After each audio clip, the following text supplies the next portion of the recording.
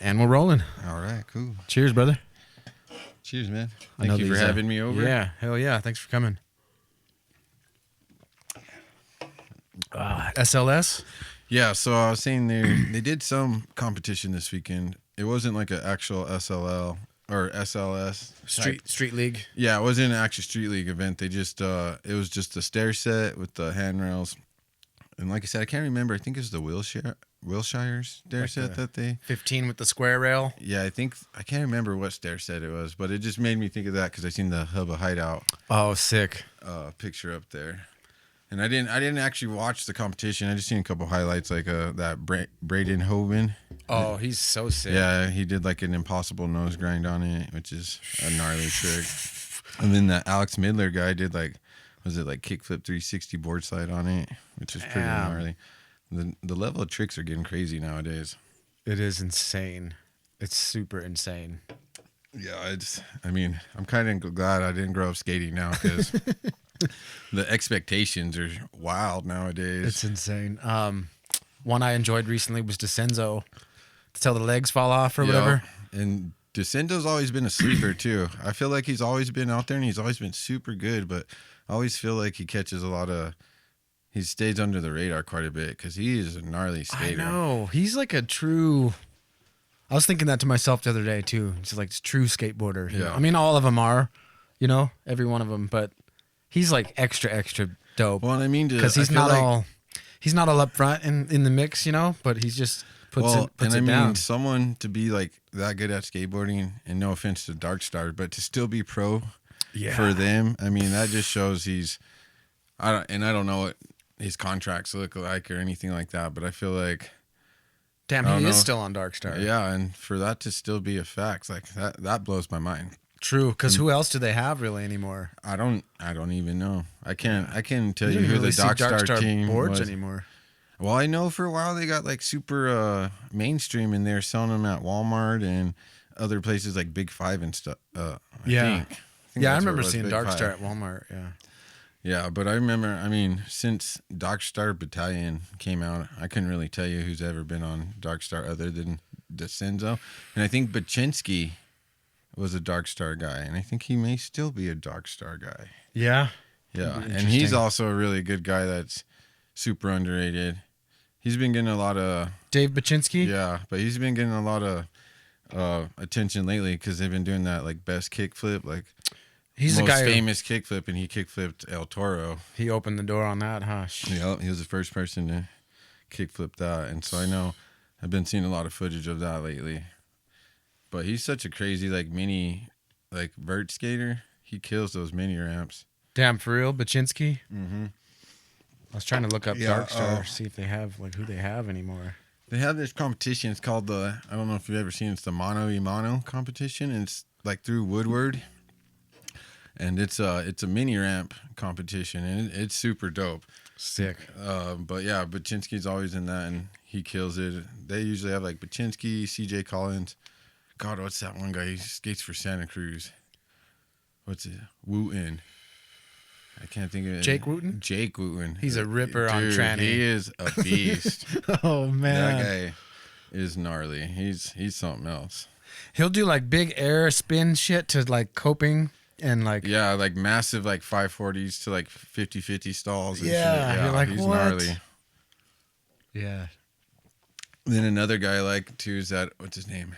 Winkowski. Eric Winkowski. 8-baller or whatever. Yep. Yeah. Yeah, he's got a really cool style. And he rides the craziest boards. They're so flat. They have no concave, no tail or nose on them really. Like the nose on it's crazy. Because that was one thing in that competition. He was in it. And that was a huge disadvantage, and people were using that against him, doing nose blunts and stuff, because he literally had a few inches on his nose, and so he could barely do nose blunts and shit like that. It was crazy. It's a good competition to watch, and I like the way they do it because unlike the barracks, so if they constantly alternate. So if you land a trick and you get the person letter, it's their turn next. You know what I mean? So, okay. So it makes it more of a competition. You don't get these matches where you just get completely scalped. Like how we play. Well, no. So I'll set a trick and you have the chance to try that trick. If you don't land it, even if you land it or don't land it, you set the next trick. Oh, all right. So it makes it a lot more of a competition. You don't have these where somebody just does all their signature tricks and just, you know what I mean? Just mops the floor with you, yeah. And so it makes it a lot better to watch, in my opinion, because it's, like I said, it's more of a competition. Like I said, you don't just see these, because like some of these barracks matches, you see, I feel bad for some of the guys because they don't ever get a chance to actually show their trick selection. You know what I mean? Because some of these guys are just so good, they can land their trick selection so quick, and like I said, you don't ever really get a showcase. You never get one in. It's like someone running the table in a game of pool or something. You're just like, you're just standing there and you're like, well, I didn't even really get a chance. Yep, but also I guess that's just the name of the game. True. If like whoever wins the Rochambeau, you're like, yeah, that's just how it goes. You know? And then if you have a turnover, it's the same on the other way. Yep. You're like, oh damn. You give it up to and I know else. like when we all play, everybody knows those certain tricks that everybody else can't do that we know we got. I know like when you start playing with people enough, I mean, and so like I said, you don't get as much as that with that competition, which is, like I said, it makes it better to watch at least. Fucking it. And that's called what's that one called? It's called the Mono e Mono, and it's through Woodward. It's on their YouTube channels, and they've done it for like 2 or 3 years, and I think this year it was the first year they did a female version of it too, which was cool. Or maybe they've done it the last 2 years, but now they're doing a female version of it too, and so it's cool to watch, especially getting older now, and I can't really be doing the street stuff. I look at the mini ramp skating and stuff, and because now I'm like, that's more something I need to start kind of getting into because of my joints and tranny, dude, my age and my body. I want to build another mini ramp like for the parades. That'd be cool. Because I want to build one for sure. That little quarter in there is the old mini ramp. Yeah, it's the two halves put together. The two halves put together, yeah. Of course, the ones on the trailer have to be super slim, and they have to be, pretty small. But it'd be nice to have a proper mini ramp too. Yeah, I definitely want to build one in my yard at some point. Freaking sick. I got plenty of room in my backyard. I just, like we were talking about earlier, though, just materials and everything's so expensive nowadays. Oh yeah, yeah. Especially that skate light stuff, or just the finishing material. Skins. Yeah. Unless you want to just do the old school Masonite. One rain, man, it gets warped That's the fast. thing out here. You'd have to have a cover, and then then. I think out here, too, you got to worry about, like, it getting sun beaten, too. Like, some of these places, because it gets so dry here, all that shit gets sun rotten, and you'll get beat up just being outside in the elements eventually. Yeah. So. Yeah, I remember skating Jared Shaw's mini ramp back in the day. I'd knock on his door and be like, I don't even know his name yet. I mean, they're just bugging, you know? Because I heard he had a half pipe, and we go look over the fence. And you're like, oh, and you've never seen one in real life, you know? Yeah. Oh, yeah, especially around here. That was not something ever been seen. Yeah, I remember. I never got to skate it, but I do remember Jared talking about having it. That was when he lived out off, like, Airport Road, I think. Mm-hmm. Yeah. But, yeah, I never really had the chance. And then they built the Thule Park or whatever and put those things in there. And they had that bowl at one point. And that thing was scary as shit. Dude. Do you remember that being before that was built? I've never remember before, but I remember going out there.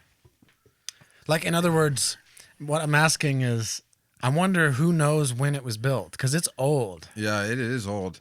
I want to say it was, don't quote me on this, but I do want to say it was built like right before I started high school or so. Because I do want to say when I started driving, that was like one thing. We went out there and looked at that bowl. Yeah. But of course, like none of us at that point could even skate it. I mean, because it was like a double, like almost like a kidney bean type like thing. Figure eight kind of. Yeah, but it had the two sets. So one bowl was shallower than the other. So you could roll in, roll into that first bowl and roll into the second. I mean, we'd go from the first to the second, but that was about it. We couldn't. That's what I did too. We weren't doing anything else. And then two, it was like a weird rubber. It wasn't concrete or anything. It was like a weird rubberized It was kind of weird. I remember it was painted black. Yeah. Yeah. Well, all the ramps were painted with some weird fucking coating that made it like kind of sticky. Yeah. And then plus they made everything uphill. Did you see that video I just made? I did. I did watch that video. I was like, dude, I feel like you're speaking my language. I was like, I was just out there. Yeah. And it's so true though, because you can't. It makes no sense. Because I remember at one point they had the big quarter pipe against. It was like a racquetball court at the time. And I remember you'd sit there and have to push as hard as you fucking could all the way across that thing to try to get up, and you could only get up at like 2 or 3 feet. Yeah, I know. And even the smaller one next to it is like it goes vert really fast. Yeah. I remember my grandpa used to take us out there because we somehow, I don't know how we found out about it, but we're like, there's a skate park in Thule. This is before Alamo had any of that new stuff, way before, you know. So we had no quarter pipes, and I knew Washington was dope. I was always drawn to that place, but I didn't quite have the appreciation for it yet. Yeah. So I thought skate park stuff was still more like attractive to me. Well, and that's like just when you first start, that's all you know. The visuals of the ramps. I was like, oh, they have a skate park in Thule, even though Washington's way better. Yeah. You know, but we went out there and I discovered the same thing. I'm like, everything's uphill to the ramps, and then nothing made any sense there. You could tell some random guy was just like, all right, put one of these here. I've seen one of these before. Put it here. Like, it's so trippy. There's that funny sign. It's still there, actually, where it's got the level of difficulty for the obstacles. Oh, yeah. And you're like, who arbitrarily decided, like, the difficulty, you know, because it's subjective, you know? Like, for me, I'm like, the red stairs are, like, medium difficulty or something. And I'm like, that fucking thing is, like, one of the hardest things to skate, because you're like, well, there's nothing how can at you that get a park trick that's on that thing? Not, like, above, like, expert difficulty. I mean, you can't skate any obstacle there well without being like some crazy really good skater. I mean, even trying to ollie those stairs, I remember, and you would literally have to just run and jump on your board. Yeah. And then too, you would land going uphill, and you have to clear the crack. Yeah, that big ass crack, because it's perfectly like well, and two, the distance is perfect to wheel lock. That first stair is like level, but it has that big crack, so you almost have to ollie over the first stair before you can actually go off it. Yeah, it's goofy, man. It's goofy, and then that rail that just like adjacent that goes off it to nowhere. I feel like that'd be like a king of the road challenge. Like someone ice a grind on that rail, and like you like win some money or something, and send it to that, because you know how Thrasher will post like the worst skate park. Yeah, I think we're in contention with that one. It's bad, dude. I mean, I forget who that dude's channel is. There's this one pretty big YouTuber guy. He's a good skater too that checks out like shitty parks. Yeah. And just kind of, I think his name's something Hill, John Hill or something. Oh, okay. I know who John Hill is. Yeah. And I can't remember if he's the guy who checks out the shitty parks, but it's one of those guys. It sounds like something he would do. Cause definitely, I don't watch a lot of his YouTube or nothing, but I'm very aware of him. I've seen his videos and stuff. Yeah. Because he's one of those Braille guys. Oh, he is. Or not a Braille guy, Revive. He's sponsored by Revive, but he's affiliated with those Braille guys, I'm pretty sure. Yeah. Those guys are kind of weird. They're a little strange, yeah. I mean, I guess it's kind of cool. Followed them too closely, but what I've heard, yeah, well, I mean, I guess it's cool because they've really like put skateboard out there to like a lot of different people, and they put it on a platform where it's easy to kind of, I wouldn't say it's easy to learn how to skateboard, but it's a platform where they have something to kind of teach them or something, and I know that's how they got kind of big. Like a skate school type shit? Yeah. Well, they have like the skate actual lessons. Skate school, and then they would do like, skate lessons that you could watch like videos and stuff like that. And almost like the trick tips, but break it down more. You know, those trick tips, they were kind of always bullshit. Yeah. It'd just be like, all right, pop on the tail, slide your foot forward, kick this way. Land trick right away. And it's like, oh, it's not that easy. Man. Yeah, one of my favorite ones. It's like I still have this Transworld that I bought in like 2001 or something. It's like one of the first Transworlds. Okay. The thick ones. They used to be thick. Oh yeah. And I got it from Hastings, but it's like something 2001. But I saved it. I've just always held on to that one for some reason. But this guy does a backside flip over a shopping cart, and like it's like one of those cheesy, oversimplified trick tips. Like, oh yeah. He's all like, yeah, you just, bend your knees and then like pop and do a kickflip, turn backside, catch it right away, clean. Yeah, and that's how they were. And it's like over a shopping cart, flat ground, so ill, and you're like, damn, I wish it was that easy. Yeah. Like, damn, just jumping over that cart is like, yeah.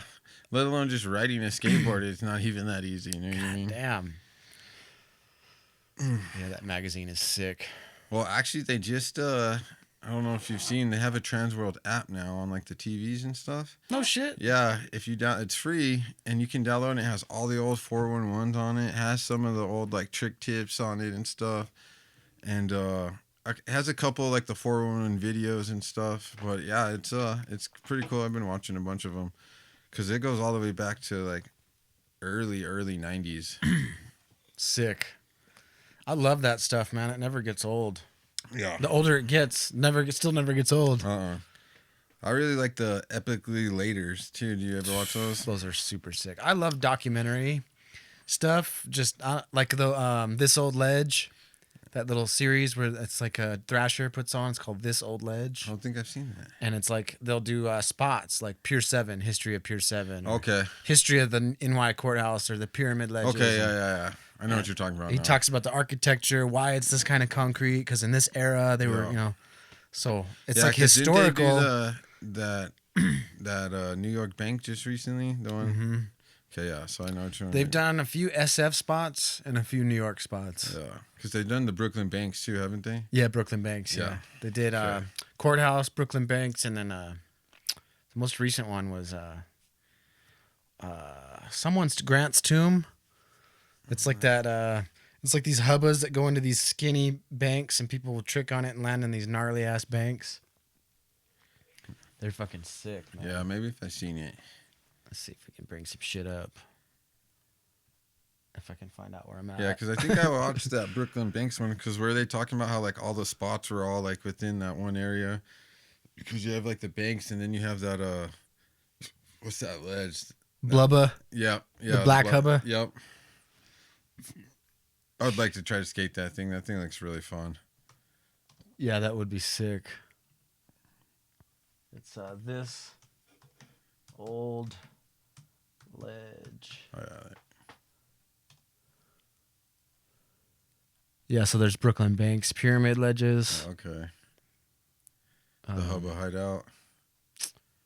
Yeah. Oh man. No, that one's sick. Grant's tomb. Oh, that's okay. the one. Oh, yep. I know exactly. That thing is gnarly. By switching to AAA insurance, that's in New York too, ain't it? Oh, it's Atlanta or New York. Okay. Like Manhattan or something. I don't know, when I see that I think of Zared Bassett. Yeah, Grant's tomb. Manhattan 122nd and Riverside. Shit's sick. Oh yeah, with Ted Barrow. I like it because they cover the history and just like it's just good. I just love documentary stuff. Yeah, I'm a huge documentary guy too. Look at that. Yeah. Eli Reed. So sick. Oh shit, I can do some audio on this. That guy's he's a little weird, Eli Reed. Have you seen he's like super into like that Jamaican like music? Eli, Jamaican, he does, yeah. Yeah, he does. He'd be making like his own dances and stuff for Yeah. it. Oh, there's another series called Out There. And they'd be talking about that. It's kind of like Epically Latered. Okay. But it's called Out There. Those are ill as fuck too. Out There.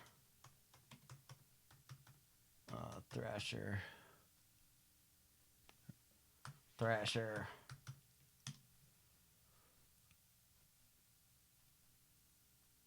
Oh, did I just type in the same thing again? It still has This Old Ledge in there. Oh, yeah. There you go. Yeah, this is a good series. It'll be like Out There with like Riley Hawk, like he's doing jujitsu and shit. Oh shit. Kevin Long, just talking about his kid and doing art stuff. Kalis building that little indoor park with concrete from Love, actual granite. Oh damn. Slabs and Elijah Burrell, Ellington talking about getting sober and all that and. He'd be fucking doing some weird ass shoes with that like Asian company. Have you seen those shoes? Oh, I don't even know how to pronounce it. Like Ours, not Ours. No, it's some Asian company. They make like high end like. Oh, super like. Yeah, like they're like actual like shoes though, like sneakers looking.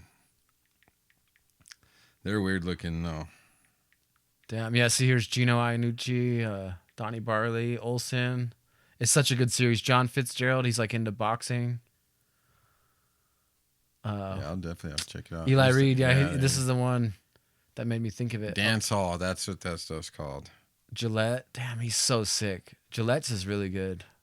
You forget how sick these guys are too. Like, I mean, you don't forget, but like, say you watch that Gillette video, you'll just like see his footage again, and you're like, damn, like, so fucking sick.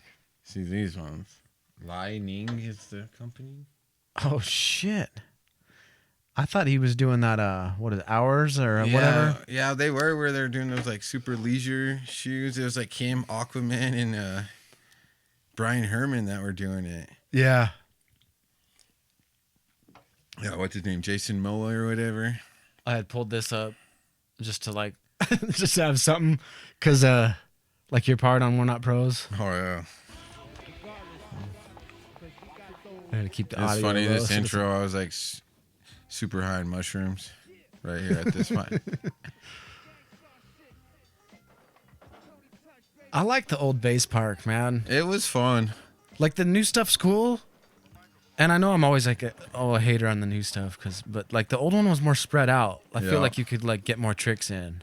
Well, do you remember before they had the concrete, they had that weird like spongy ass material on it? Yeah, like a tennis court. Yeah, like you jump the stairs and then just get like totally snagged and just stop. It sucked then, but once they concreted it, I did enjoy skating base.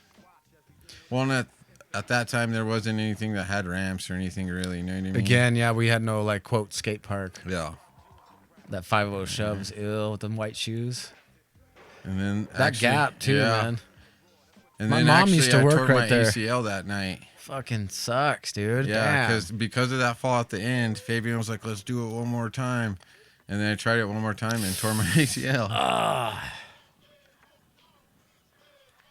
You got 3 shoves out of that now, huh? Yeah. Damn that tree though. Oh, I miss that tree. That Yeah, that shit's funny. You were tripping that day? Mm-hmm. Back when I didn't have any cares. Oh, man. That clip with Antoine and you guys both is super sick. How that just happened. Natural. This shit's timeless, man. Yeah, this was like it wasn't even really like the skating. It was just like the pier, you know what I mean? It was like, the skating was a big part of it, but it was more the camaraderie and like everything that came with being a skateboarder at that time. That era was really like our golden era. Yeah. For sure. Well, and too, like one of them. We've had a few golden eras, you know, but that one was sick. Well, and at that time, like I felt like skateboarding wasn't something you did. That was like who you were. You know what I mean? That was like that time in life, or also like where it wasn't cool to be like multiple things. You know what I mean? Like you couldn't. I don't know. Like you either had to be like one thing or another. Like if you played sports, you had to be a jock. If you skated, you had to be a skateboarder. I know it was very cliquish. There's none of that anymore. I noticed. Like, I mean, there might be some of it, but everyone's, what do you call it, autonomous or whatever? Yeah. Hopefully that's the right word. You know what I mean, though. I'd say the word more is androgynous nowadays. Oh, there you go. No, but yeah, no, everything back then was super cliquey. And I don't know if it's because all the movies and everything always portrayed it that way, and we just kind of played it out. But yeah, I remember when I first started skateboarding, I played soccer, and I got made fun of for playing soccer. You know what I mean? Like, people would call me a jock or a poser because you can't dabble in more than one thing. Yeah, because if you skateboarded, you had to skateboard and be a skateboarder. Like, if you weren't anything other than that, then you were a poser. Right? I know. And I mean, it sucks kind of having that closed-mindedness, but at the same time, it instilled so much more meaning, I think, into skateboarding for us, is because, like I said, it wasn't something you could just do here and there.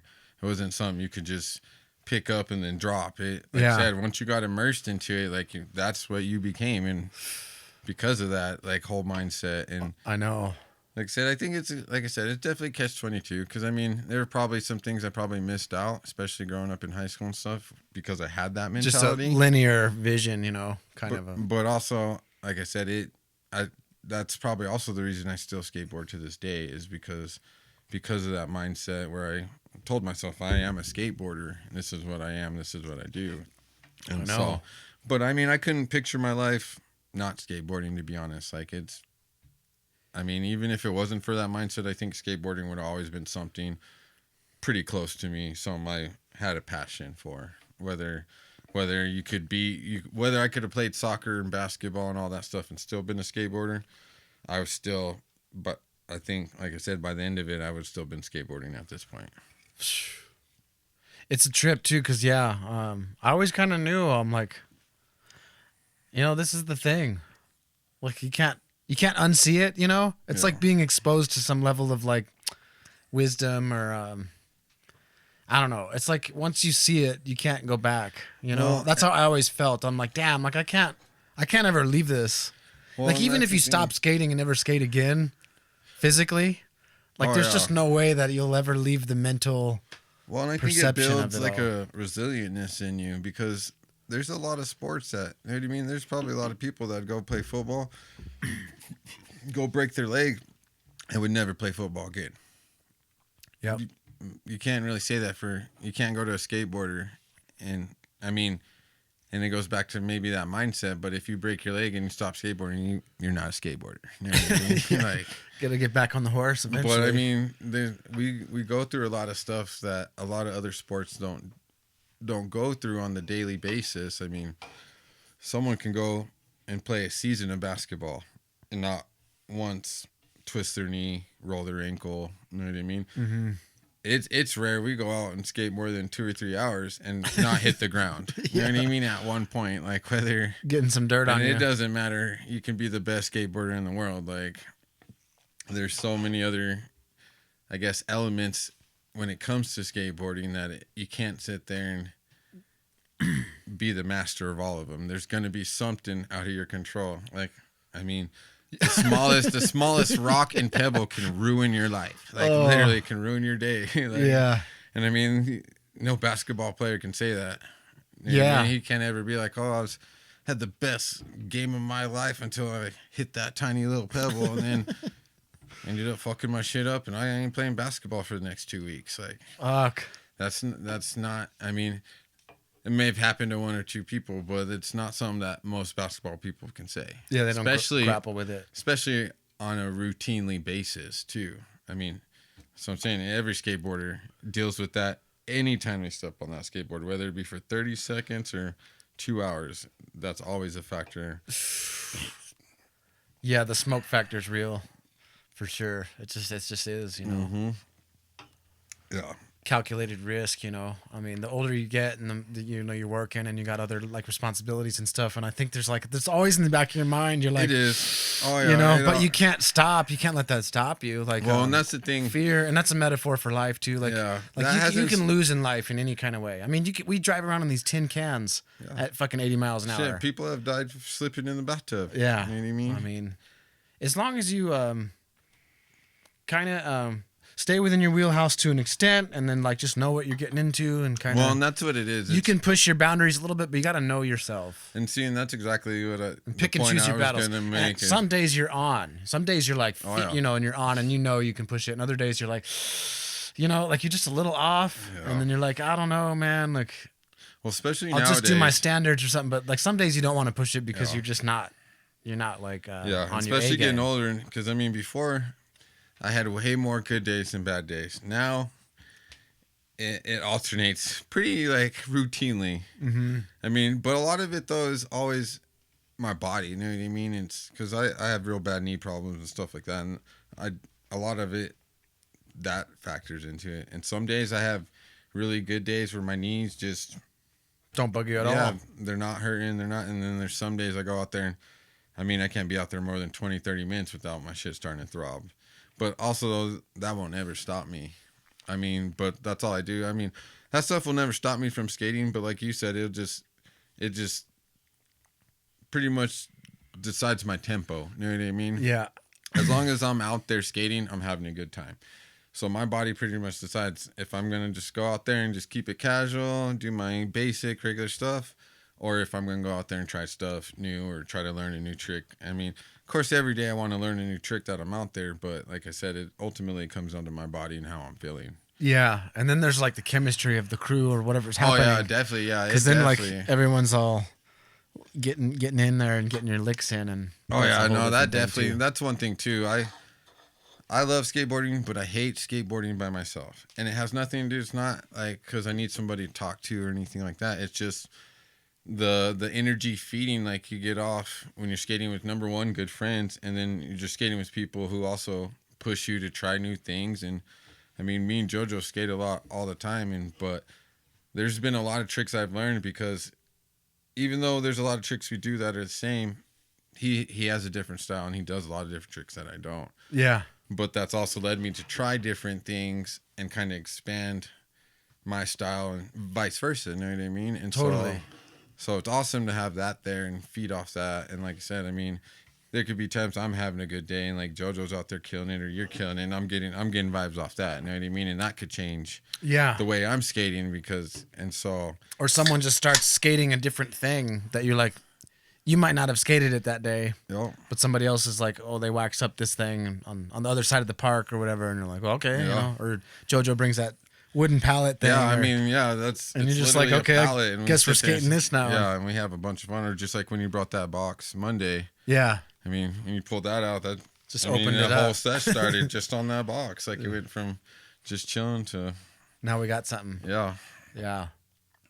Ross be killing that fucking. He'd be killing all of it. He's so sick. Ross is super good. Damn. I like skating with Ross a lot. Yeah, he always gets me hyped. Yeah, he's super down for skating. He's really good. I mean, he's good enough to like where if he really puts his mind to trying a trick, if he doesn't land it, that motherfucker gets very close and it's gonna land it probably within that next he'll learn next next time or two. Yeah. Yeah, he's got a really cool style, man. Yeah, cool he's got a cool bag of tricks too. Cool, just everything cool. Yeah. Yeah, I like skating Ross. I like the crew. And I'm glad you started coming Mondays and stuff too. It's been nice. Yeah, man. I'd be doing that band practice shit like on Mondays, and man, I love that too. That's like the other parallel. Yeah, you know, it's another parallel to what we're talking about now. Different crew, different thing. Yeah, but still same type release, same type of shit. But yeah, man. If you guys are out there on that one day, I'm like, we gotta move this shit around because I gotta be out there too, man. Yep, we definitely. There's only so many more. I mean, how many more? Hopefully forever. Yeah, but I'm like, as long as I possibly can.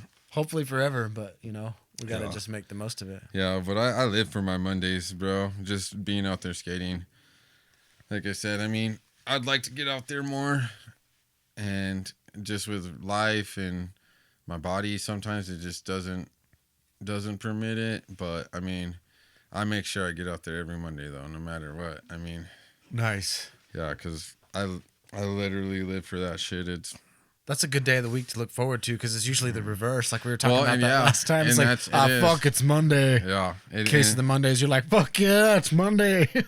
Yeah, and it's funny because I show up to work and everybody knows too because I'm like, oh, it's Monday, Layne skate. And so and it's too, you can like watch me like go through the emotions, especially like right now because the weather. Because I'm that guy, like I wake up Monday morning like looking at the weather like, is it going to be nice to this evening and stuff? Yeah. Especially fucking springtime. It's so fucking windy. This is the worst. It's goofy, too. Like, you just don't know. It'll be nice in the morning and shitty in the afternoon. Yeah, but I wake up and I mean, you'll see me through the day. Like, I'll be pumped. And especially with our weather, too, it's unpredictable. It'll change within 2 or 3 hours notice. And absolutely. And there'll be times I'm like, fuck yeah, we're going to go skate. Just like not last Monday, but the Monday before. It was all shitty all the way up to right before, and then it was like super, super nice. Yeah. It was, and so yeah, I'm usually a wreck. And then it was the other way, the last Monday. Yep. It was all nice as shit, and then got all super shitty as the day was, or as the session started. There was April Fool's Day. It was like, yo, bitch, you thought it was spring. Yeah. It turned out cold again. Yeah. Yeah, but it does. It needs to make up its mind. Our weather's fucking been weird as fuck this year. That stuff trips me out, even just thinking about weather and weather patterns and like just the planet and just being out in space and all. Like, it just, man, you could just go down a rabbit hole where you're like, woo. Because like this we just morning, think about it on like a You know, you just want nice weather so you can go do your shit. But then you're like, man, like. Well, like this morning, I had to go into work early, and I was driving in there, and it was about 5:45, and I'm driving to work, which is east towards the mountains, which is also the same mountain the sun rises up. Mm-hmm. And I'm driving there, and it's like I said, it's like 5:45. I'm looking up, and the fucking moon is right over the mountain, and I'm just like thinking, I'm like, I was taught the world's round, sun's here, moon's here, constantly like doing this, and I'm like thinking, I'm like. The moon's right there, but the sun's gonna fucking come up from right there in about an hour and a half. And I'm like, how the fuck does that work? And then I just started going into like this whole rabbit hole, and then I was just like, I don't know. I just start tripping myself out because I start thinking about that shit. Yeah. And I'm also kind of like borderline conspiracy theorist too. So I also start really like getting into some other type shit and be like, is the earth round? And like, yeah. Is it the filament? And so, I don't know. You can, that shit. You can get into so many different assets, or like. I like a lot of the conspiracy stuff, man. Yeah. Some of it is just too. Some of it's pretty absurd, but there's some stuff I've. Well, no, and some of it's too like all the evidence is there, and you're like, well, I mean, how can I be the conspiracy theory when.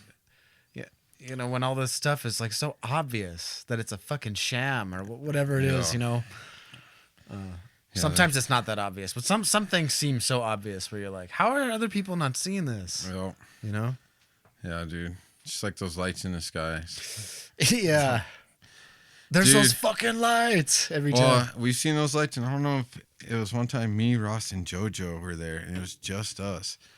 And I'm telling you, like, Ross first pointed out, he's like, look at and it was like this fucking 3 lights, dude, and they were moving, but they had like this dust coming off it. Like, it was crazy. Like, it looked like 3 lights, but they were blurred because it had like almost like a smoke. Like trails? It. Like, well, it wasn't like trails. It was like around it, like, oh, okay. Like almost like an orb around it. Yeah, it was like this crazy traveling, like, cloud, and it was like emitting this dust off it, bro. And like JoJo has a video of it. It's fucking crazy, dude. But me, Ross, and JoJo all witness this shit. And I'm telling you, every time on Mondays too, when we go skate, we always see some crazy lights all the fucking time. Are they typically like in the west sky? Well, the ones we usually see are actually on the east over the mountains that'll come out. Okay. But this one was coming west, going east over the park. Like, we were looking like straight up over the park, and it was like going over us. And I'm telling you, dude, it was like emitting this fucking dust. It looked like, you know how they draw a pig pin in the fucking Charlie Brown? How he has that? Like, that's what this looked like. It was traveling like with this fucking cloud, like following it. Yeah, like around it, like it was just it was one of the craziest things. I mean, it's hard to explain. And then I actually seen a video I can show you, and it was like literally the week later I've seen it on the internet, and I showed JoJo, and he was like, dude, that's like what was going on. But it was like, I never seen no shit like that, Pat. That's a trip. I mean, that one time we saw the lights on the porch, those ones I always see.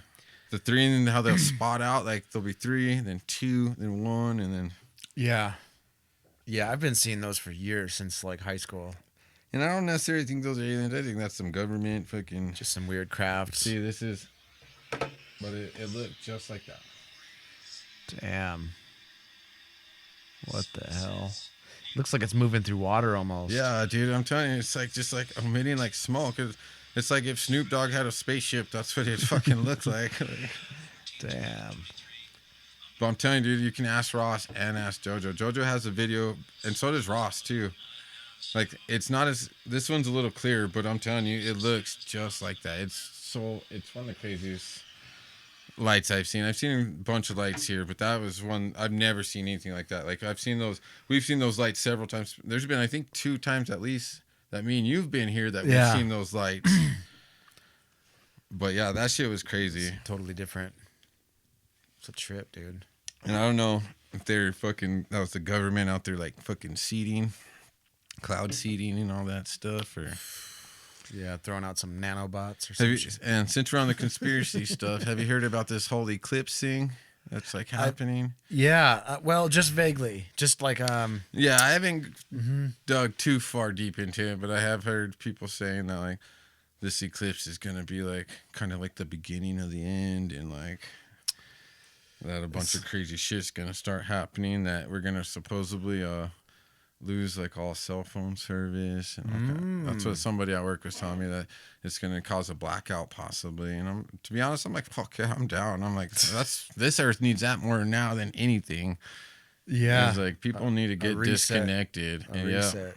Yeah. I mean, the only danger is like all the fucking stuff we need is all tied to that damn grid, you know, all the trucks and all the fucking stores and all the foods, you know. Yeah. That's what's so scary about it. Because if you're like, if all it was just internet and phones and stuff, and if it was just Wi-Fi, we'd be fine. But it's just all the automated systems. Fortunately, everything's through the internet nowadays. You know what I mean? Like you said, all flights will stop. All trucking will stop. You know what I mean?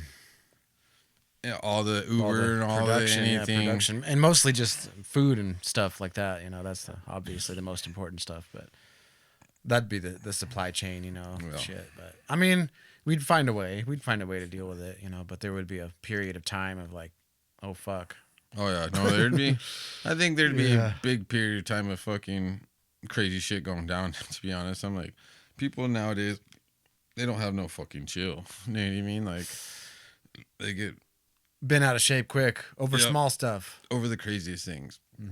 Like, I heard it's, you know, you got the people that do the zodiac and follow the whole energy and the energy thing, you know, and they say the energy thing, like the eclipse will be something along the lines like basically don't put any bad vibes out during the time of the eclipse, because then the bad vibes will follow you throughout the year or something. Now, I mean, that's just hearsay. Yeah, but I think that's just true in general, though. Well, that's how I kind of feel about the universe. Just and do that in karma in general. I feel like you put out good energy, most of the time you're gonna get good energy back. You put out bad energy, a lot of times you're gonna get bad energy back. So, yeah, because it's like tuning, you know, to the vibration, you know, or whatever, you know, and you're like, when you're tuned to see and hear things in a certain way, you're gonna receive more of that. Oh, yeah. If you're tuned negatively and you're like, you're looking for some shit to step in, like you're probably gonna find some, you know. Oh yeah, that's the thing. If you're looking for negativity, you'll find it. It's even stronger. Yeah, positivity takes like an optimism is hard sometimes. Well, yeah, and that's the thing though. Anyone can be negative. Anyone can be negative. It's way harder to be a positive, especially in a situation that's not a positive situation. You know what I mean? Yeah, you got to take it and spin it. And like, how can I grow from this? Or what's the point of this? Or, you know, flipping your thinking. Oh, yeah. Even with mundane shit where you're like, well, I don't want to fucking do the dishes, like cleaning or whatever. But like, at least we have food. Yep. That's a good way to think about. Yeah, that's one thing I always like with my kids and stuff. And I'm trying to get them to do chores and stuff. That's one thing I'm like, at least you have a bathroom to clean. Like, at least you have this nice house that you're cleaning in. Like, fucking A. And so, and that's the thing too. Like, I mean, I grew up pretty humbly at first. You know what I mean? My parents I wouldn't say they came into money, but they worked hard, and eventually, once I got into high school, we became more well off and stuff. But I mean, I came from a real humble beginning and stuff. So I mean, that's one thing with my kids. I mean, I make decent money, and I do spoil them, and that's partly on mine. But they've never once had to do anything like I had to as a kid. I mean, they have no idea, like, some of the stuff I had to do as a kid. That, I mean, and of course that's me as a parent. I wouldn't expect them to be in a situation that, I mean, that's unfortunate or whatever. Not saying that I was, but I mean, I just had a lot of responsibility as a kid and stuff. I mean, it was just a little more real. I know what you mean. It was kind of like a little less not necessarily sheltered, but just just like it's school. Just different. You were more independent, you know. I mean, just like, even I remember being a little ass kid, like kindergarten, and I'd ride the bus to Alamorosa, like half day from La Luz Elementary to Alamorosa, and then like walk pretty far to my house, and then like door latch kid, whatever you call him, key kid. Yeah. I had the stash key outside. I'd let the dog in and I'd go in, and I was like fucking 6 or 7, dude. Yeah, I remember. You know, and then I'd wait for my brother to come home, who got out of middle school or elementary or whatever later in the day. Yeah. Like a couple hours later. Yeah, and I remember. I was alone and walking and traveling, and I didn't think about it at the time. No one thought about it at the time, but when you think about it now, it's kind of weird. Like a 6-year-old, 7-year-old kid. When I was in elementary, I would go to right now. Now it's the rec center. Back then it was called the youth center, and I went to Oregon Elementary. But and I mean, it was not weird that I would be in like second, third grade, and I'd walk all the way to the youth center. You know what I mean? Like no one thought nothing about it. Like it was no big deal. Like, yeah, and I couldn't even imagine that nowadays. Like, but it's the crazy thing is you couldn't imagine a 7-year-old, 8-year-old walking down the street by themselves, but we'll give them a phone where they can access almost anything at the tip of their fingers. And so that's the thing to me. It's like, how crazy is that when you put in that aspect? Like, it's almost more dangerous. Yeah, I'm like, you're giving equally as dangerous or more. Yeah, and so I'm like, and so that's one thing I definitely miss that about, like, when we grew up, we didn't have all these crazy distractions. I grew up and I was able to be a kid. You know what I mean? I went outside, played, built fucking forts in the desert, rode my bike. Like, my kid, he just turned 10 and he has no interest in riding a bike. Yeah. No interest. And that blows my mind because, like, when I learned to ride my bike, that was like a whole new freedom I got as a kid. It's like, I went from playing in my yard, playing in the neighbor's yard to like, oh, I'm going blocks down in the desert. I mean, come summertime, I lived on Incredible off Panorama, and we'd ride to the mall. We'd hit the tracks and ride to the mall, go get a piece of pizza from Pizza Patio. Yeah. And I mean, it was no big deal. I mean, there'd be no way nowadays my kid would even fathom about getting on a bike and riding somewhere to go get food. You know what I mean? And his perspective would be like super far. Yeah, you know? And it's just crazy. And that was the thing too. It wasn't even, we weren't doing it for the food. We just wanted to be out riding. We just wanted, and that was just somewhere we could go. Was an in place we could go. You know what I mean? I know, even like it's going as far as like sneaking out. We used to sneak out and sometimes not really do anything. There were sometimes we'd sneak out and we'd just be walking all night.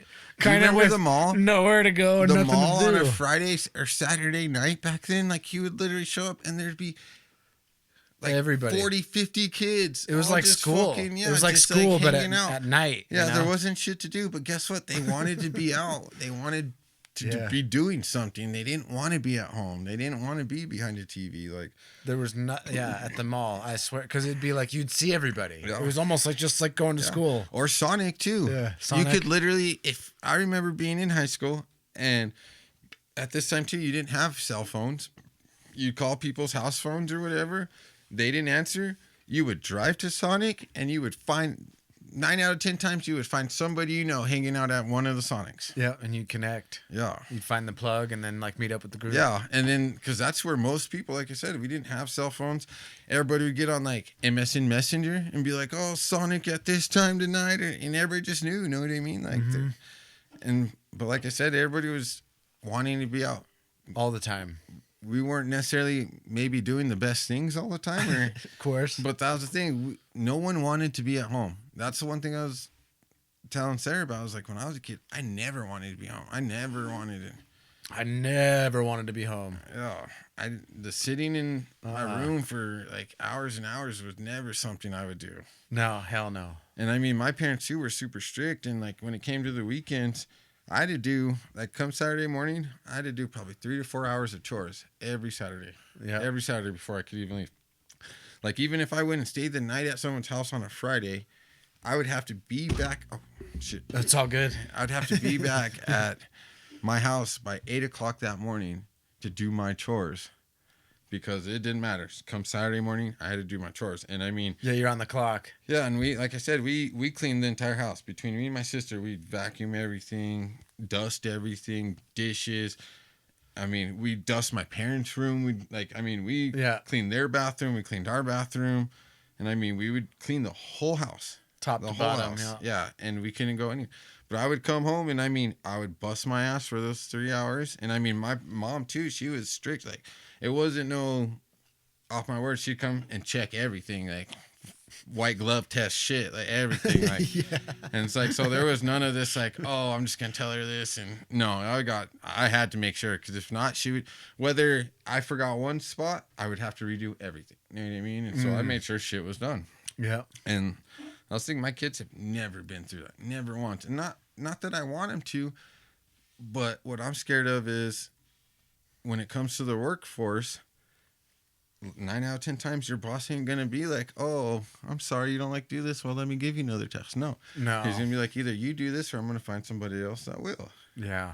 And unfortunately, I'm just scared for the generation nowadays is because they don't know how to be told something and to have somebody stick to it. You know what I mean? It's nowadays it's, if you don't want to do that, don't worry, you don't have to.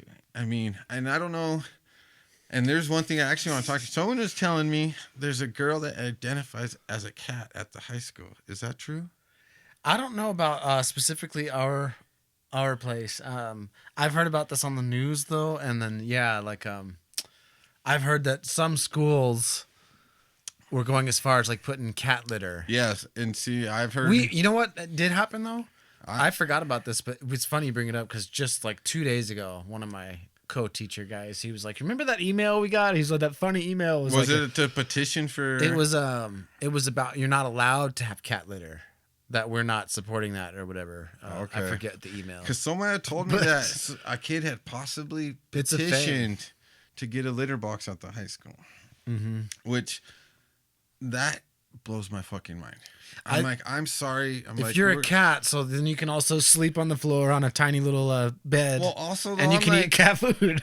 Well, the way I'm thinking, I'm like, what's more humane, telling someone they can't be a cat or having a fucking little girl shitting in a fucking cat box at school? Like, you're gonna, like, you know what I mean? Think about that.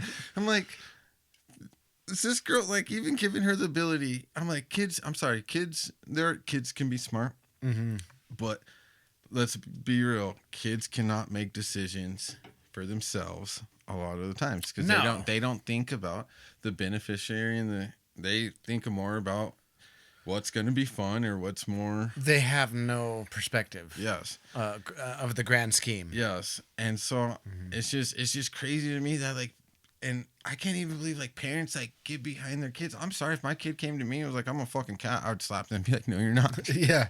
No, you're not. And I'd be like, you want to be a cat?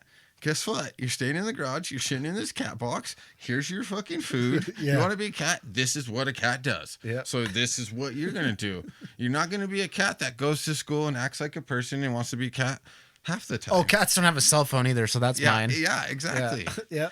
And same, yeah. And so, but it's crazy that parents like, I mean, I'm all for supporting your kid and believing in your kid. But I'm sorry, when your kid's got a dumbass fucking idea like that, straight up, as a parent, that's where you need to step in and be like, I'm sorry, I love you, but you're an idiot. Okay, well, also this, picture an adult doing this and how fucking weird that would be, okay? And the thing is when you have kids, you're not necessarily just raising kids. You are, but you're raising people. Well, see, but when they're at a high school, you're creating a person. So your job as a parent is to slowly help your kid develop into an adult. Develop into a capable human being, a person, an adult. And so if you imagine any adult being like, I'm a cat, and you're like it's, you're just like, you're not, dude. You're not a fucking cat. Yeah, and like that stuff's just crazy to me. And this, just all this stuff is getting too much. Like I said, I mean, I believe in equal rights. I believe people should be able to do what they're passionate about. But I mean, but at the same time, there should be a line drawn, being like, well, this is beyond like you wanting to do something and you just being borderline psychopathic. The way I see it, I'm like, this is a disorder. I'm like, this is not a choice. I'm like, you have a mental problem. The way I see it. Clearly, you don't have enough other things going on. Yeah. Where you have to spin this up for yourself. Yeah, and I can't believe that's actual thing. Like, that really blows my mind that like there's parents out there that are like fine with their kid. It's definitely not happening in our community, but we did end up getting an email like maybe and that's what it was about. But that's what someone had told me. They just had to petition. But because I know there is a girl, I guess, at the school that does wear cat ears. Because Maddie has told me, and I've heard from Sarah, like, I should drop. And so I didn't know, but someone had told me that someone petitioned to put one in, and so I just I figured you would know better than me. And so I was like, that's interesting. Yeah, holy shit. It's crazy because they were talking about it at work one day, and so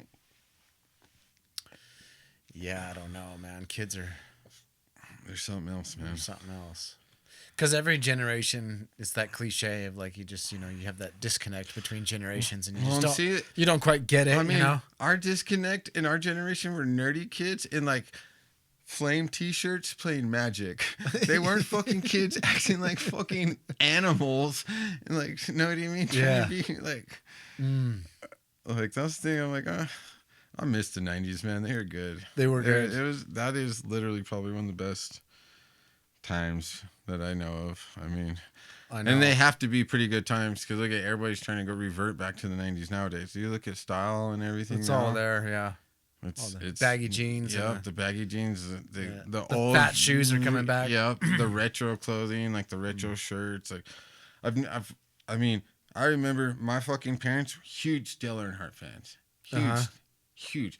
And I was so embarrassed as a kid. Now you see every fucking kid wearing a fucking Dale Earnhardt t-shirt. And it's For like, real? what the, yeah, like, we went to Walmart this week and they had a Dale Earnhardt t-shirt, like, and it looked all old and faded and stuff. And that's like, I see all these like people it's wearing all them nostalgic now. as fuck. Like NASCAR t-shirts have been like, are super popular now. No way. I'm going to start seeing them now. I haven't seen them yet, but I'll start seeing them. You probably will. I'm telling you, it. it's crazy, dude. And it's like Dale Earnhardt Jr. number 8 or the dad? The Intimidator, Dale Earnhardt Sr. Okay. Number 3, baby. Number 3, okay.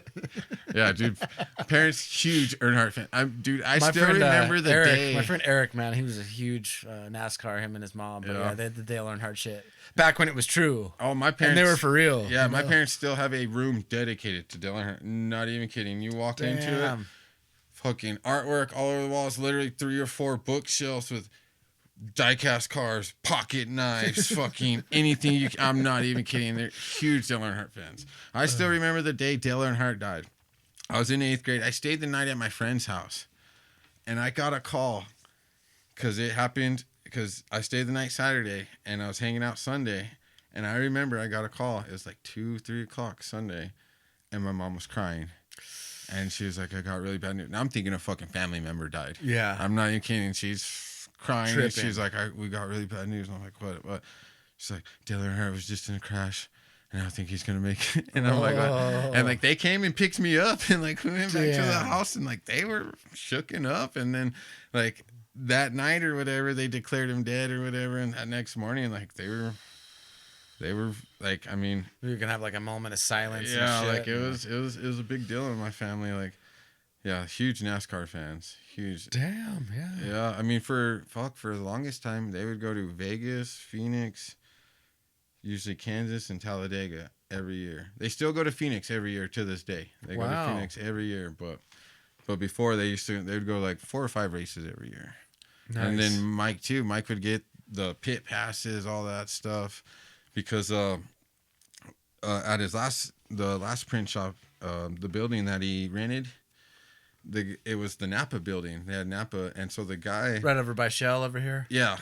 When he was in that building, so Napa as like a company because they sponsor a car, they'll give as like a promotional thing to owners of the stores and stuff. They'll give them chances to buy tickets to the races and give them pit passes and stuff like that.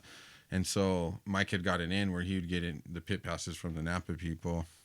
And yeah, for a while they would go and he'd get all the signatures and stuff. And I mean, I have a collection of shirts that I've never worn because it was not cool. It was not a cool thing. Like I'm telling you, my parents would go to all these tracks and I mean, I have hats, I have all these shirts from all these tracks and it was never cool to wear and I would never wear them. And now it's so cool. I guess I should probably look into possibly selling them. Damn, yeah, set up an Earnhardt shop. Yeah, because I got all kinds of stuff. Authentic fucking from the day too. You know, not just some reprints or Earnhardt on a fucking Hanes tee or whatever. Yeah, but yeah, it blows my mind how all that stuff's coming back. It's crazy. Yeah, I see it more and more. The 90s jeans, baggy jeans, the puffy shoes are coming back. Just big tees and just that style. Which is a good 90s time. Jnco Jeans, man. Yeah. Jnco Jeans.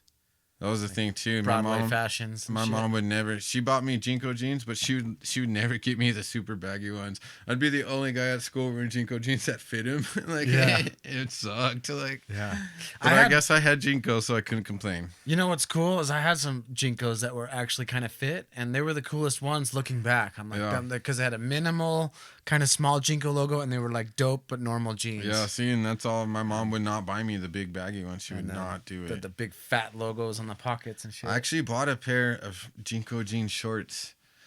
I think it was about a year ago, and I got them online. And so my whole thing too is because I didn't want them. I wanted, and these were old authentic ones. I got them. I rebought them from a seller online out of Japan actually, and that was the whole thing. I was like, oh, I'm gonna buy these Japan ones because with Japan clothing or Asian clothing, the size is a lot smaller. Their sizing's different. Different, yeah. Like I'm like a 3XL in Asian. yeah. But so I had that mindset. So I was like, all right. So I bought them in my waist, and I was thinking, oh, they're Asian. They're gonna fit like regular shorts. Hell no, I still got them, and those motherfuckers are big as fuck. The back pockets on them are like this fucking big.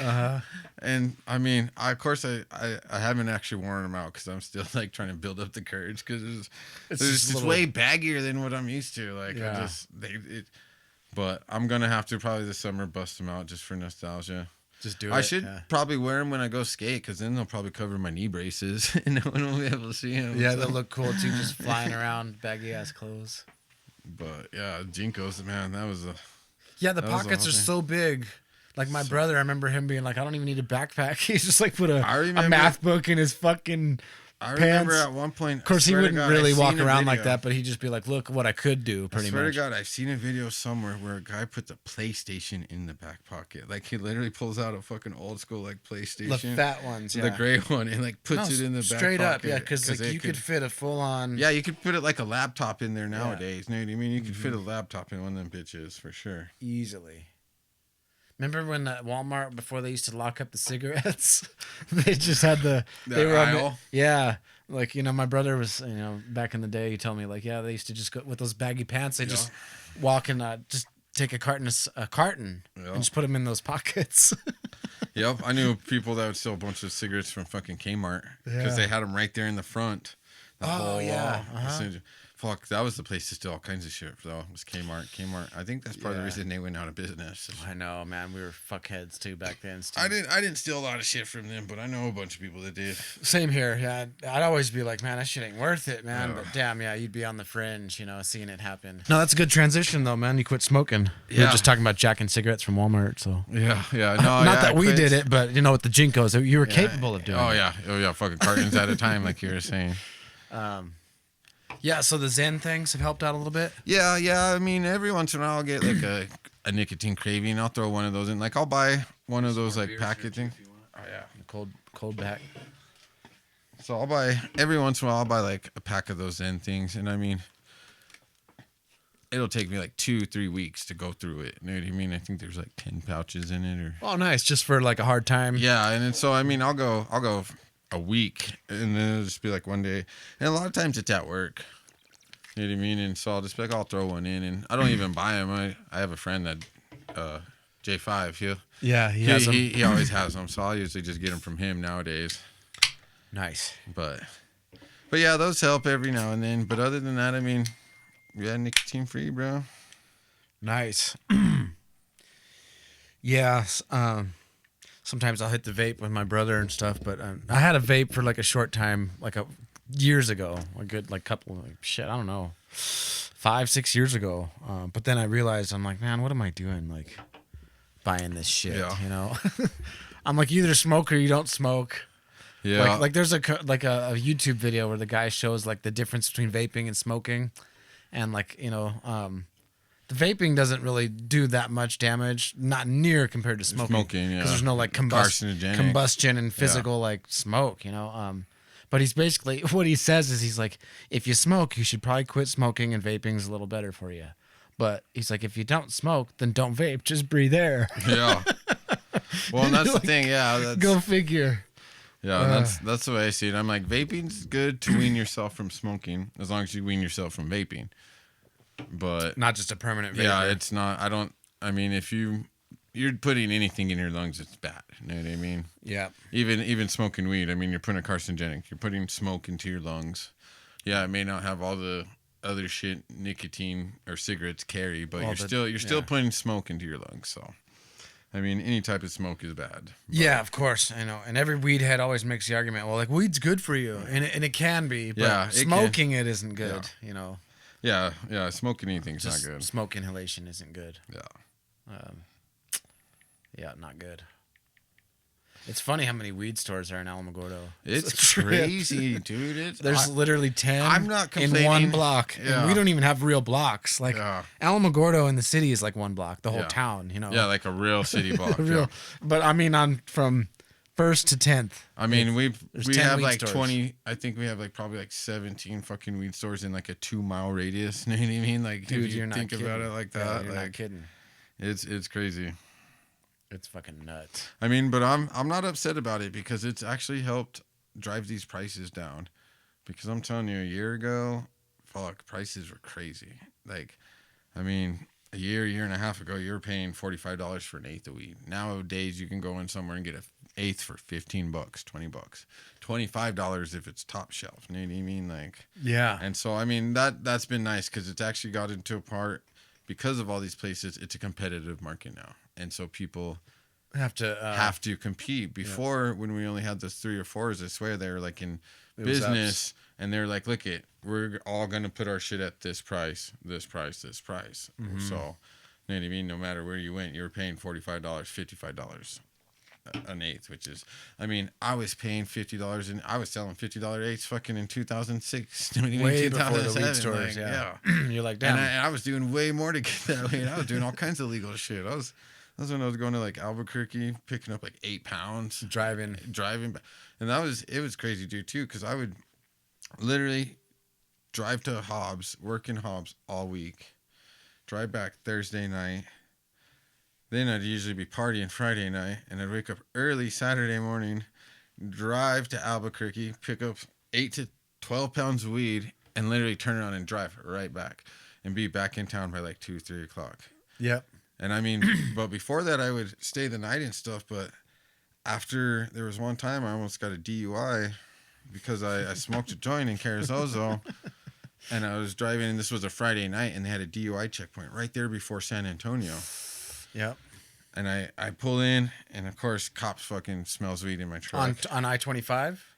It's or on the small highway. On the small highway, going after you get through Carrizozo. You're going to Carrizozo, going towards okay. Socorro, and they have that small town San Antonio with like has the Owl Bar and that green chili burger before place. You hit the 25. Yeah, before you hit 25, yes. Yeah. Mm-hmm. And so it's right there, right before San Antonio. And so I pull up, and he's like, of course, he's like, oh, your truck smells like fucking weed. And this was back too when I had my little Ford Ranger. Remember, and it had like 30 fucking skateboarding stickers on the back. I had the whole tailgate covered and the whole back window covered. Yeah. And he pulls me over and he's like, you smell like weed. And I'm like, yeah, I just got done smoking a joint. I even showed him the joint that I had in my fucking Red Bull can sitting there. I was like, yeah, I just finished the joint. That's what you're smelling. Yeah. And he's like, and the first cop's being a complete dick. And he's like, well, I want to give you a sobriety test, all this stuff like that. Gives me a field sobriety test. Tells me I failed it, right? Literally about to put me in handcuffs. Another cop comes up and he's like, hold on. He's like, I don't agree with the way you gave that test. He's like, I'm going to give him one. And so he pulled me off the side, gave me the test, and he pretty much told me, he's like, dude, you passed. He's like, this guy's a fucking dick. So he's like, what we're going to do pretty much is he's like, I know you smoked weed. He's like, but we're going to let you sit in your truck for 2 hours. He's like, after 2 hours, you can get in your truck and go. So I ended up sitting there for 2 fucking hours. And then as I was about to go, that fucking, he was a sheriff for that county. And he even tells me, he's like, I know what your truck is. Oh, because also what I forgot to leave out is when they're going through my vehicle, because they smelt weed, which meant they could search my vehicle, they found about $3,000 in cash. Ooh, yeah. In a backpack. And so what I told him, though, I was going up there to buy a motorcycle. And guy didn't believe me. Yeah. But I stuck to myself. I'm going to buy a motorcycle. I'm going to look at a motorcycle, and this is a down payment for it. And that's what I told him. And course, he didn't believe me. And so as I'm about to be let go, he tells me, he's like, I'm marking this beat all weekend. If I see your truck coming back, better believe I'm pulling you over. And I already set up a deal where I was going to stop in Socorro and pick up weed from this one guy to take it to the guy I get weed from. And he was going to cut me a deal on my weed for bringing this weed to him. So I hauled ass to Socorro. Picked up that weed, went to a car wash, washed my truck, pulled off every fucking sticker on my fucking truck. I remember your truck. It's funny you telling me this because I remember the transition of stickers. Yeah, and I'm telling you, dude, I pulled off every fucking sticker. Because my stepdad told me, he's like, don't go fucking stickering up your car. He's like, you motherfucker, like you're gonna get profiled, you and your fucking skater stickers. And he like told me, like, keep your car clean. Yeah, and I'm so telling like you, I remember when you cleaned up your car, your truck. Yeah. It kind of like stuck out to my mind. I'm like, I wonder what Layne's up to. Like, oh, dude, and that's exactly what it was. Yeah. Because my shit was identified as you can identify it from fucking mile down the highway. You know what I mean? All those stickers. And so, yeah, I went and washed it. I mean, it's 10:30 at night, dude. I have fucking like 4 pounds in my truck. I'm washing this, pulling all the stickers out at this car wash. Like, and then I hauled ass to Albuquerque.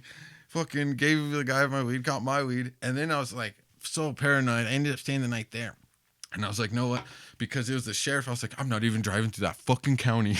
And so I literally got on and I was like, I'm finding a whole different route. Ended up going up through Santa Rosa, Corona, and taking the long ass way around. Driving. And I left that next morning. But ever since then, I realized I was like, fucking DUI checkpoints happen at night. And so after then, I just started going up. And one day I would leave at like 5 a.m, drive up, literally smoke some weed, and then drive right back. And I'd usually be back by like 2, 3 o'clock. daytime. Yep. And I mean, I did that for fucking years, bro. And I remember even one time my truck needed an oil change and shit. I didn't want to take my truck. And so Johnny, J5, I asked to borrow his car. And at that time he drove the 4-door Honda Civic. And he called it the Gray Ghost. And he's like, yeah, you can borrow it. And I was like, cool. And I didn't know, but the back window had a big old crack in it. And I remember I went and picked up a bunch of weed and I was driving the way back, bro. And I got about to Socorro and all of a sudden, boom, the fucking back window just blew the fuck out, dude. And I was like, what the fuck? And it's I mean, like you got shot at or something. dude, it was like, fuck, it just blew out. And luckily I was right at like passing Socorro. So I was able to hit that last exit and go back to the front of Socorro. And dude, I like pulled over and I called him and I'm like, dude, I don't know what fucking happened. Like, it's your car. Like, yeah, I'm sorry, man. Window blown out. And he was pretty cool. He's like, dog, it was already cracked. Don't worry about it. Like, I need a new window anyways and shit. And he's like, dude, just get back safe. And I remember I went to Walmart and I bought like 4 rolls of duct tape, dude. And I sat there and duct tape. Well, because at first I just bought a trash bag. And I duct taped the trash bag. I fucking pulled out of Walmart, drove about fucking 5 minutes, and that bag was... I was like, there's no way I'm driving 2.5 hours listening to that shit. So I turned around, went right back to Walmart, bought like 4 rolls of duct tape. And I mean, I duct taped the fuck out of that window, just solid like 3 inches fucking of duct tape just across that whole fucking window and drove back that whole way. But it was quiet. It was way quieter than that bag was. But dude, that shit was wild though. I think about all that shit and I'm like, fuck, I'm so glad I never really got fucking... That's the thing too, is I forget who I was talking, I think just at the band house the other night, we were talking about the weed and it being legal, and he's like, you know, all these people that got screwed, you know, like, you know, doing some serious time, man, and we're like, just fucking weed. And now it's legal. And they don't get any compensation or any kind of like, the question is, are people still doing time? They probably are. They probably are, yeah. I don't think, but also though, that's the thing though, is it's on a state level. It's not legal on a federal level. True, and that's a whole other fuckery. Yeah, and so how does that work? And so, yeah, and it's just because fucking, I think with the government is they can't, on a federal level, they can't regulate it in a way where they can guarantee that people won't do it. You know what I mean? Because there's no way you can tax everything on weed. You know what I mean? If you made it legal on a federal level where anyone could grow weed and stuff, the government sees that's a lot of profit they're going to lose on. Yeah. I mean, and this is just my opinion on it. You know what I mean? And that's because everything drives off money. That, and also the way I also feel federally, they're behind the pharmaceutical companies. True. And if weed became legal federally, how many prescriptions would become obsolete or not make nearly At least got cut into. Yeah. And so I think that's a big part of it too, is they're afraid of what it'll do to big pharma. You know what I mean? Because that's the thing though, like unlike big pharma, you can't patent a natural growing plant. You know what I mean? You can't patent a seed like a specific drug. Yeah, like you can a pill, know what I mean? Because it is manufactured, it is man-made. You can't put a, know what I mean? You can't copyright a seed. You can't make a seed and be like, well, I own this marijuana seed. You can't grow without paying me. Of course. And so that's, like I said, I think it's that, and I think it's the big impact it'll have on big pharma too, and that's why it'll never be on a federal. You know what's funny though too, or like it's just there's no problems with it now. Like you know, like being recreational, it's just great because now it's like it's no big deal. Well, I've always looked at it. The whole alcohol thing is way more dangerous than weed has ever been, and the fact that alcohol's been perfectly legal. Yes, there's an age limit on it, but I mean, alcohol destroys and fucks shit up way more. I've never seen people do the things on weed that they do on alcohol. There's like that funny quote or something where it's like a bunch of drunk guys start fights, a bunch of guys on weed start a band. Yeah. I mean, it's true. Well, yeah. I mean, how many times have you been to a Fish concert and heard that there was a fucking 15-person fucking, or that there was a mass shooting at a Fish concert? You know what I mean? Like, but yeah, you go to any big city and there's a shooting at a bar every weekend. Yep.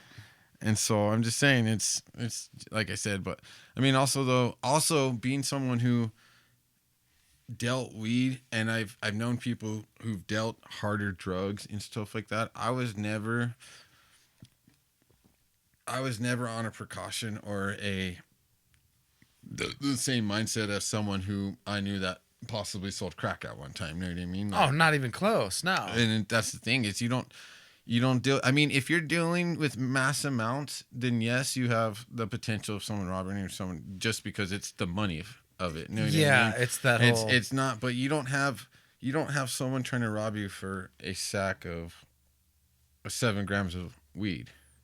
Fuck, 7 grams of crack a motherfucker will kill you for. Oh yeah. You know what I mean? It's and a so whole different. it's that's the thing. It's yeah, you'd have to be dealing with like copious amount of weeds to be in any type of potential where you're gonna possibly get shot or hurt. You know what I mean? And so there's that, like I said, but you're dealing with crackheads or even these people on this fentanyl, dude. That's a whole new breed of. It's insane, you know.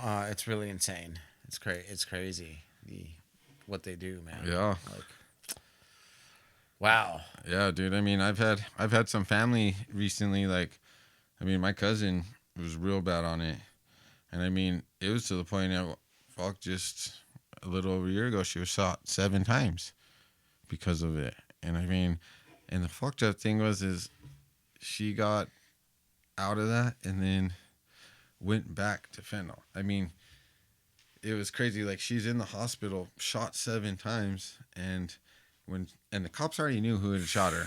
Jesus, 7 times. And the cops already knew who had shot her and everything. They already knew who did. But she was still, when they were sitting there questioning her, she's telling them, oh, I don't know, or not telling them stuff because she knows she needs to get back to that. Well, that's the thing, because she knows if she's labeled as a narc or a rat, no one's going to sell her drugs. She's cut. And that right there says like so much about that drug. You're just going to sit there and swallow your situation so you can get back to it. You're literally got shot 7 times and you're more worried about getting high next week than you being shot in that situation. You know what I mean? It's fucking nuts. Yeah, and I couldn't even imagine being like on a drug like that. That's crazy. Like, I know, like I'm fortunate and lucky to just not have any of that. Like, so when I hear stories about it, I'm just like, wow, you know, I'm like, I don't really, I can't really connect to it. I mean, I had some family that was pretty close to that stuff, you know, and friends, people, you know, mutual. Yeah, I definitely am aware of it and know about it, but I'm just glad. I'm just glad that it's like, you know, I have nothing to do with any of that. It's just like, you know, we were talking about the fitness shit and like being healthy and skating and Yeah, and seeing that's like my taking whole the whole thing now. other turn where you're like, man, like, you know, they tell you when you're a kid, like, drugs are bad, and you're kind of like, you're in your party phase, and you're like, ah, whatever, like, fuck those guys. Yeah. Fuck stupid shit, like, they're just preaching to us. And you grow up, though, and you're like, man, drugs are Yeah. really fucking bad, you like, know? you get, like, They're I got bad. to the point now, too, like, You see people lose their whole life to drugs. Well, and that's the thing. We've had good friends. I don't want to name some names, but we've had friends that we grew up skating with that have been really talented people that had bright futures and have lost All of it to drugs. Yeah, all because of drugs. I mean, there's one guy specifically. I mean, he was a talented skater, talented artist, fucking Everything. was fucking super smart in school. Like, didn't even have to try in school. Mm-hmm. Like, I mean, oh yeah, mm-hmm. Didn't even have to try it. And I mean, fucking, he could have easily gone to school, college, like full scholarship, Full ride, yeah. for several probably different things. And and it's like, Just you chose see a different that, way. Yeah. Yeah, and it's just like, and two, it's not that he's dumb, you know what I mean? He just, It's just got your hooks. It's hooks in you it's just, and it just, and two, also certain people just don't have that mentality or mindset to conquer it, you know. Yeah, and to set it aside for something bigger. yeah. Well, and I think, and I mean, I think too, in his kind of aspect too, I think because a lot of things came to him so naturally, he didn't really have to struggle with things. And so when he got to something that was a struggle, I think it was kind of foreign to him, know what I mean? And Chose that well, that as and his mountain to climb. I don't think, like I said, I don't think he'd ever really been through like real struggles in his life before that.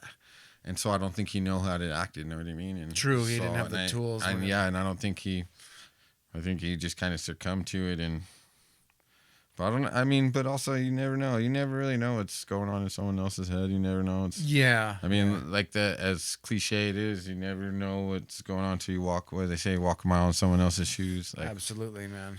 Yeah, we can all peer in, but you don't know. yeah, For real. And so I mean, there could have been other things going on that I didn't know about and stuff. But I mean, but it just sucks, like you said, because I really feel like it was drugs that changed everything for him. Know what I mean?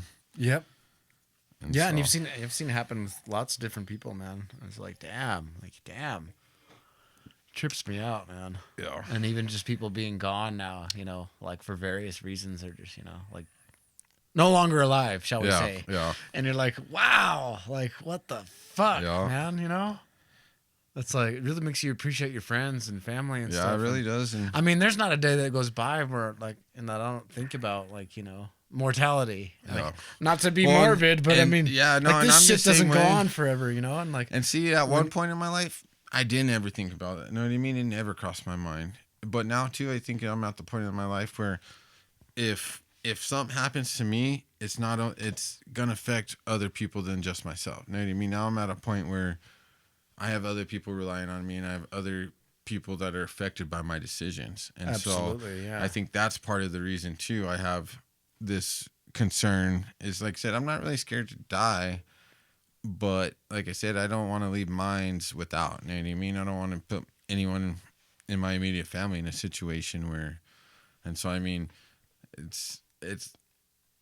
I don't know how to completely say this. Not that I won't say I'm scared to die or I'm not scared to die. I know what you mean. But the reason I live each day is for them. You know what I mean? It's not necessarily for myself anymore. It's for them, and so. It weighs heavier on me because it's going to affect them, and it's not any more of a situation where if I die, yeah, people will be sad. You know what I mean? Now it's more of where people will be deeply affected, not just, and I mean, even if I passed away, I mean, my parents love me. I know they'd be deeply affected. For sure. Yeah. My close family and stuff like that. But I mean, other people's livelihood would dramatically change if something happened to me at this point. God damn, yeah.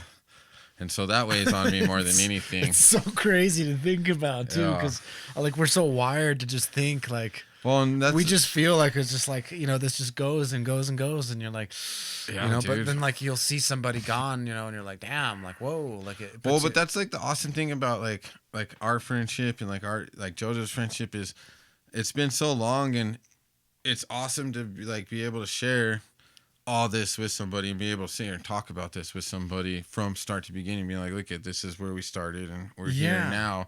And it's not a few years, we're talking 15 years, you know what I mean? We're talking when did you first start skating? That video, I was just gonna ask you, we're not pros. Some of the dates, I mean, we can look at it again. Yeah, that was I know some that was filmed right after I graduated. There's some timestamps in there on Stefan's part. Dude. Yeah. It's Well, I can tell you that nollie nose manual on the orange curb line, I remember that clear as day. Is on my part. Fabian filmed it. I picked Fabian up from college, and it was his first year in college. And we were at the park in the middle of the day because he ditched class, and I was literally working for the city that summer, and I fucking ditched work. Fabian Hargraves ditched college? Yeah. And I ditched, and it was like 2005. It was like 2005, 2006.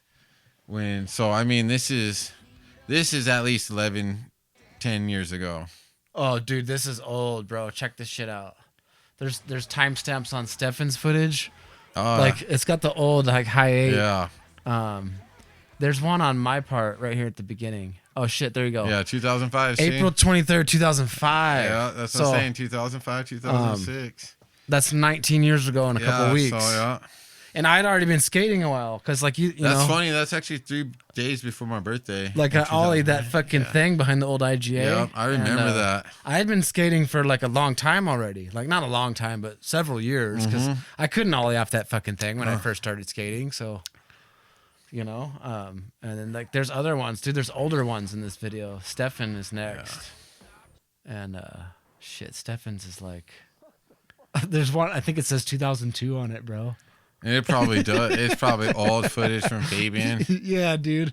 It's him and Lil Ro filming the St. Jude's. Oh, yeah, right there. March 29th, 2002. Dang. So this is 22 years ago. Also, we were just Are you fucking kidding? And, like, you know, I remember, like, times like, you know, I wasn't there on that day, but, you know, we were there 20 years ago. I broke my foot kickflipping, trying to kickflip St. Jude. And it was funny because I was there with Eric Edwards from AOU at the time. And I remember... Shout out Eric Edwards, dude. He's shout out Eric. Me and him are birthday samesies. Oh, okay. We have the same birthday. Yeah, it was funny because I actually parked my little Red Ranger right here in the front. And I ended up, like, trying to kickflip it, breaking my foot. Like, I mean, to the point, like, my fucking foot was broken. And I told Eric, and I was, like, laying on the curb. I was like, go get my fucking truck and pull up over here and fucking pick me up. Motherfucker never drove before. He comes and, like, pulls up and fucking he's got my truck in overdrive, got the e-brake still on and shit. And I'm like, fuck, move over. And I'm like sitting there, like, pushed him over and fucking drove my ass home with a fucking broken ass foot and shit. Fuck, man. But yeah, that was the last time I tried St. Jude. I never did that shit properly. Never, ever did it. I ollied it and 180'd it.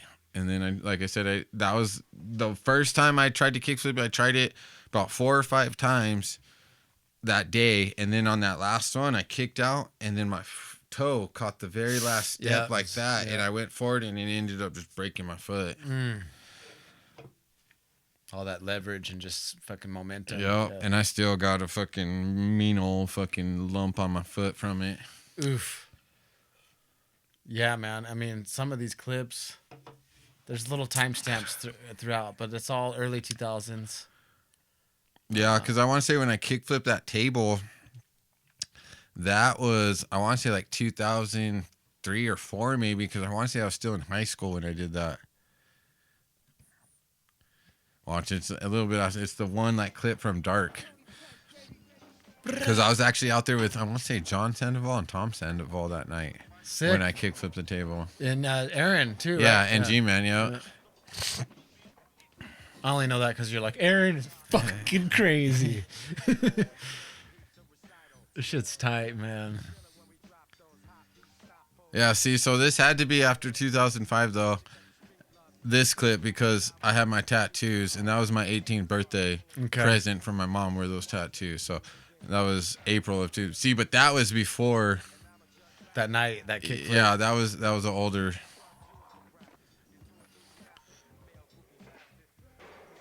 It's fucking sick, dude. Yeah, and then that's actually funny because that was 2005 or 6. See, yeah, this was when Frank was still. That was Frank's car parked behind. He had a blue like. It was like a Supra, old Supra, if I remember right. It was like green. Oh, it's on. Yeah, it's on the day clip. Good old Frank, dude. Yeah. Isn't he in Japan or something? He's fucking all over the place nowadays. Right there. See, yeah, that was Frank's. Oh, that was his Eclipse. Sick. Yeah, fucking old Frankie Bolanos. Jojo. Yeah. That old white truck, man. Yeah, Courtney's old truck. There's a cool clip of Corey. He kickflips the Jews. I remember a lot of us were all there that day. I think that was like 2005. Keep hitting the wrong fucking button. Fucking such a good hill flip. Yeah, his part, it always gives me chills, dude. Like, I don't know, something about it. Yeah, he was really good. That 360 Oh, flip. that shit was beast. That view, Fabian yeah. up there on the fence. Fucked up the audio though, Fabian. Oh, yeah. My copy of this too, the audio was always fucked up. Yeah. I never got like a copy of it, you know. Stefan let me borrow one. I was like, dude, I swear. I was like, I promise I'll get this back to you. Like if I could just like borrow it and I'll make a copy of it. And he was cool enough to let me borrow it, and we made copies of it. But the copy he had, the audio was either before or after, and it was always all fucked up. And you know, I had it like that for years. So I had it on this DVD. One DVD left. I mean, I'm talking until just like last year, like when I put this on. So, and I asked Fabian, I'm like, do you mind if I put this on the YouTube, you know, so everyone can check it out? And he was like, no, it's cool. You know, I wanted his blessing. But I realized, I'm like, dude, when you can digitize footage, like with the high 8 cam, how we've been getting high 8 clips. Yeah. You get this little Elgato red and white thing, and it spits out like a AV cable on one side to HDMI or whatever on the other side. But you can digitize analog footage. Okay. So that's the kind of the process. So it's from a DVD, but you can any source. You can take it from the camera or a VCR or a DVD player, whatever. All right. So you have to record it in real time. So you plug the shit in, and out of the back of the DVD player, here's what I did. I put the We're Not Pros in with the fucked up lagging audio, and recorded it, digitized it, and it's still the audio and the video are married. But now that it's a digital file, you can throw it in your movie software, and you hit detach audio, and then you can line it up. Oh, okay. And I was all, like after all these years, I was like, I could finally watch it with the fucking. It's funny watching this because this was the time like me and Fabian were hanging out probably the most. Because like I said, we had both just graduated. Fabian was like going to college.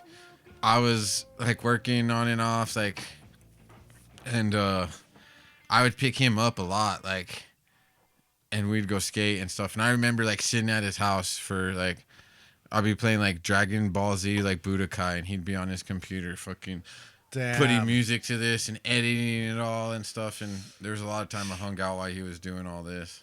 Yeah, man. Shout out Fabian, bro. Yeah, like, for sure. Thank you for like, putting this together for us. Yep. This is priceless. And I was just like a little shit too, like, you know, and so like the fact that he gave me like a part and like put me in here, I feel good about it, you know. Yeah. Like I'm really thankful about it, because he could have just been like, just as easily just not put this together, you know. All these years later, it's super cool to reflect on. That pool and shit, dude. Yeah, the old pool. Damn. Oh, Washington pool. Fucking Corey, dude. What's he up to? Is he still in Vegas? I'm pretty sure. I think he is still in Switch Vegas. nose grind. Yeah. Switch Yep, that fool was so good. Yeah, he was. Old Nolly. Partying hard.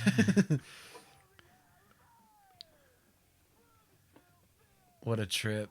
Yeah. Trip down memory lane. You ain't kidding. Roman's truck, G-Man. Yeah. That's my shitty old Honda. That was when the park was all like barely getting cleaned up from that flood. Yeah. For anybody just listening, we're just watching clips from the We're Not Pros. Yeah.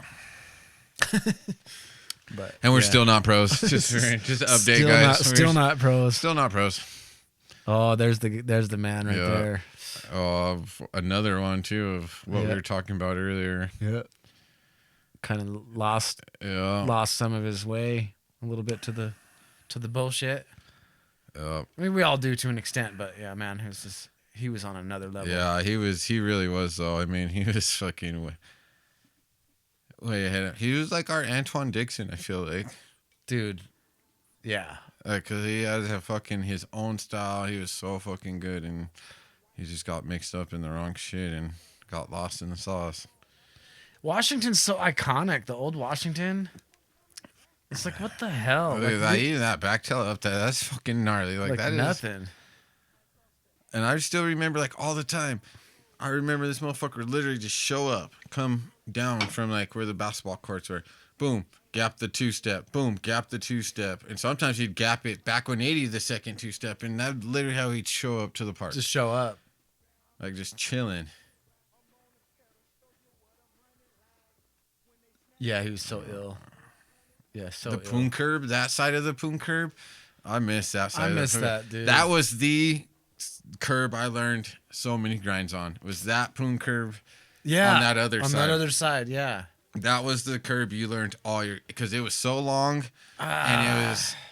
I miss that shit too. Yeah, that was. I remember like we hadn't skated it in a long time, hadn't showed no love, and I remember waxing it up and really getting on it in like kind of like 2009ish. I had my first apartment and stuff, and I had a little point and shoot cam. I remember because I was kind of making little videos and stuff, but I started skating it with Manny. Macias. Manny Macias, yeah. Oh, that's And my boy right there. We would just be grinding that little curb all day. Yep, the Again. Poon curb. That's what they called it. That's I remember because that's. I'm telling you, I would skate that curb all the time, and that's what everybody called it. Yep. Because it's the Poon curve. They're like, "Oh, you're gonna hit the Poon curve? Oh, fuck yeah!" Dude. And then too, I missed the runway where you were able to come, like, because you know you have the big side of the runway, but they had that 2-step on that side. I know. And I remember, fucking, I don't even know why it took us for years, but we got to the point where we waxed up the top stair on the 2-step, and we'd come from that front part and like grind on it. I would like crook it and then like go off the 2-stair and shit. Yeah, Like, hit it from either upside or downside. Yeah. Yeah. and then too, I missed being able to hit the runway long ways. Remember, because everybody would I know. board side the runway coming from north to south. North to south, yeah. And they would slide the runway on the 2-step part, and then I remember like learning nose slides and doing the double nose slide. Double nose slides, yeah. I started doing that way later when, Yeah. right before they all changed it. But Yeah. I was like, man, yeah, I do double lip slides. and Yeah. I did like nose grind 5-0. That little obstacle was so cool. Like that one, I hate the fact the way they did the park because they completely made that a one-sided obstacle. It went from being like being able to hit from multiple sides just to being a one-sided thing. I would appreciate it so much more if they had just left the upstairs the same. I wish they would have took that upstairs part and just took it to the other side past Yeah. where the park is now. I would have no and beef not with fucked that. with any of our area. I would have no beef with that. Yeah, that would have been Because even the ideal. 2-step, the double manual on the Charles, Yeah. I one time I did like half cab nose manual, but then like dropped down and kept nose Do manual. you remember like and out, we you used to know? board side that little wall on that first top side first, and then we got to the point where we started going on that back side because they had the little sidewalk that went around the dome, and you could man. hit the back end and then go around the dome and finish. But that little wall was fun. It was sick. And they kind of fucked that thing up, like Man. because they put that quarter pipe right there in front of it now, so you can't hit the top part, and then there's no runway at the other end. There's nothing now. It goes just straight into grass. I just love the old days, man. And of course you would say that, but I just love the old days, man, the way that it used to be. There's Manny right there. Fucking Aaron. Did you see that? Was that little Tony? Yeah, that was Tony. I wonder what those guys are at now. Who knows, dude? Hate to say it, Lil Tim's probably in prison. Fucking hope those guys are okay. But damn. Yeah. Last time I seen little Tim, it was years ago. He showed up to the park randomly, but it was probably like, I don't know, 5-6 years ago. Damn. Okay, so that's somewhat recent. It's within the last 5-6 years. He showed up. There was a point. It was right when me and JoJo started when I first started working for the hospital, and we started getting back to like skating, like on a regularly, yeah. Yeah. So, and I mean, I think, or maybe Zane, maybe it was before the hospital. Maybe Zane was still here. But it was around that time. Shout out Zaner too, man. Yeah, Miss Zane. Love you, brother. Yeah, he hit me up on Instagram a while back. So yeah, I talked to him. I talk to him almost every day on like just Instagram, just like random message here and there, like because we're always sending each other skateboarding stuff. But yeah, I keep in contact with him at least like once a week. I try to, because he's my homeboy. So. Yeah, I caught one of those Facebook memories. I know we were talking about it last time we were skating, but it was like 8 years ago, like the shop. Yeah, dude, it's crazy. 8 years, because it was 2016 when we got it kicked off. That's crazy. And we did 2016 to 2018, but 2016 was 8 years ago. Yeah. It was before, it was kind of before you started at the hospital, and it's right before I started at the schools, and I think actually shortly after that is why I started at the hospital, is because I was having problems with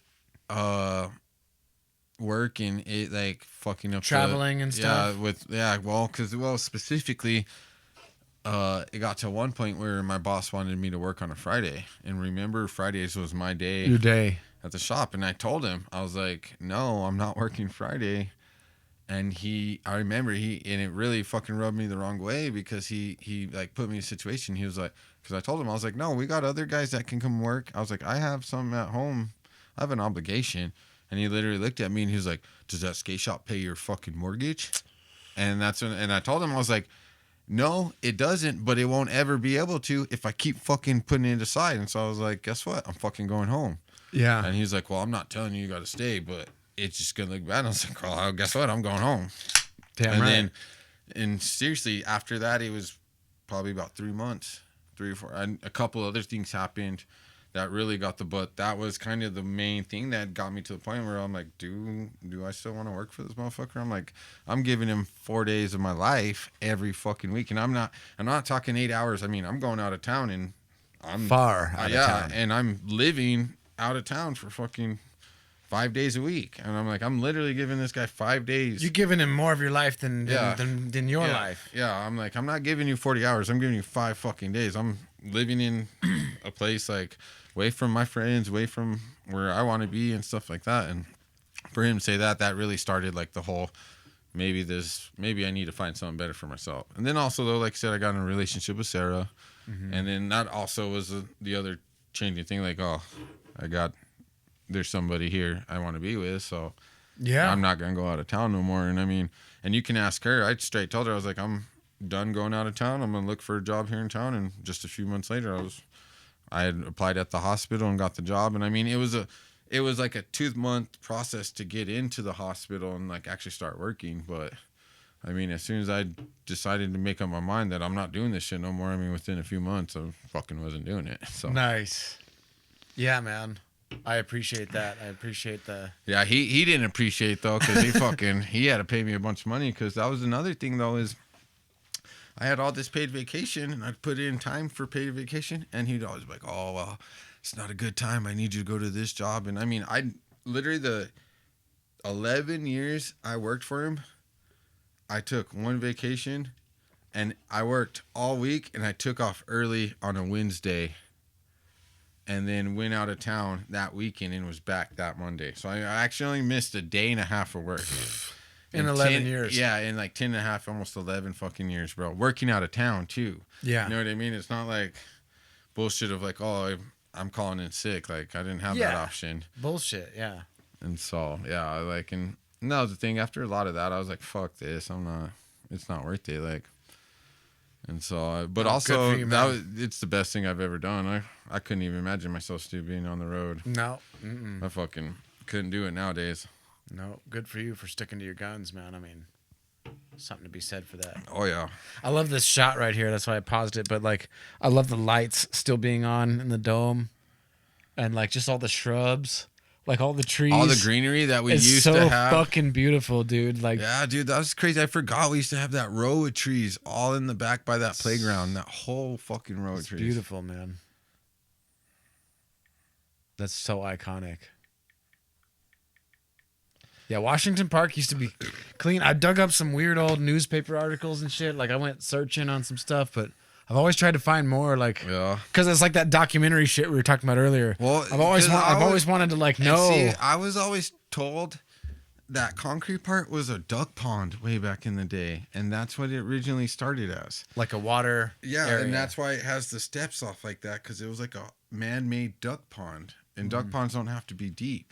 Mm-hmm. And so, and I'm like, it makes sense because you had your walls, you had the way the curbs are built up, The way that you have areas where you could walk out into it. Yeah. And so it makes sense to me. And so, like, when they told me that, I was like, I could see it being.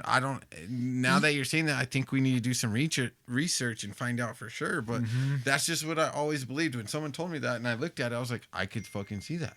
I've got a couple of like old ass photos I dug up. Like, I tried to find as much as I could. There's also that thing at the library. You know that, what do they call it? That my friend Daniel Hum and I Are were you talking about that. the thing where it's the old newspaper things and you scroll across? Flicker through it and stuff. Oh, I know exactly what you're talking about. Like we could maybe the article finder thing. We could maybe go through there sometime, but that's the only other, like, everything online. It's so funny you bring that up. I used to fuck with that thing in high school at the library.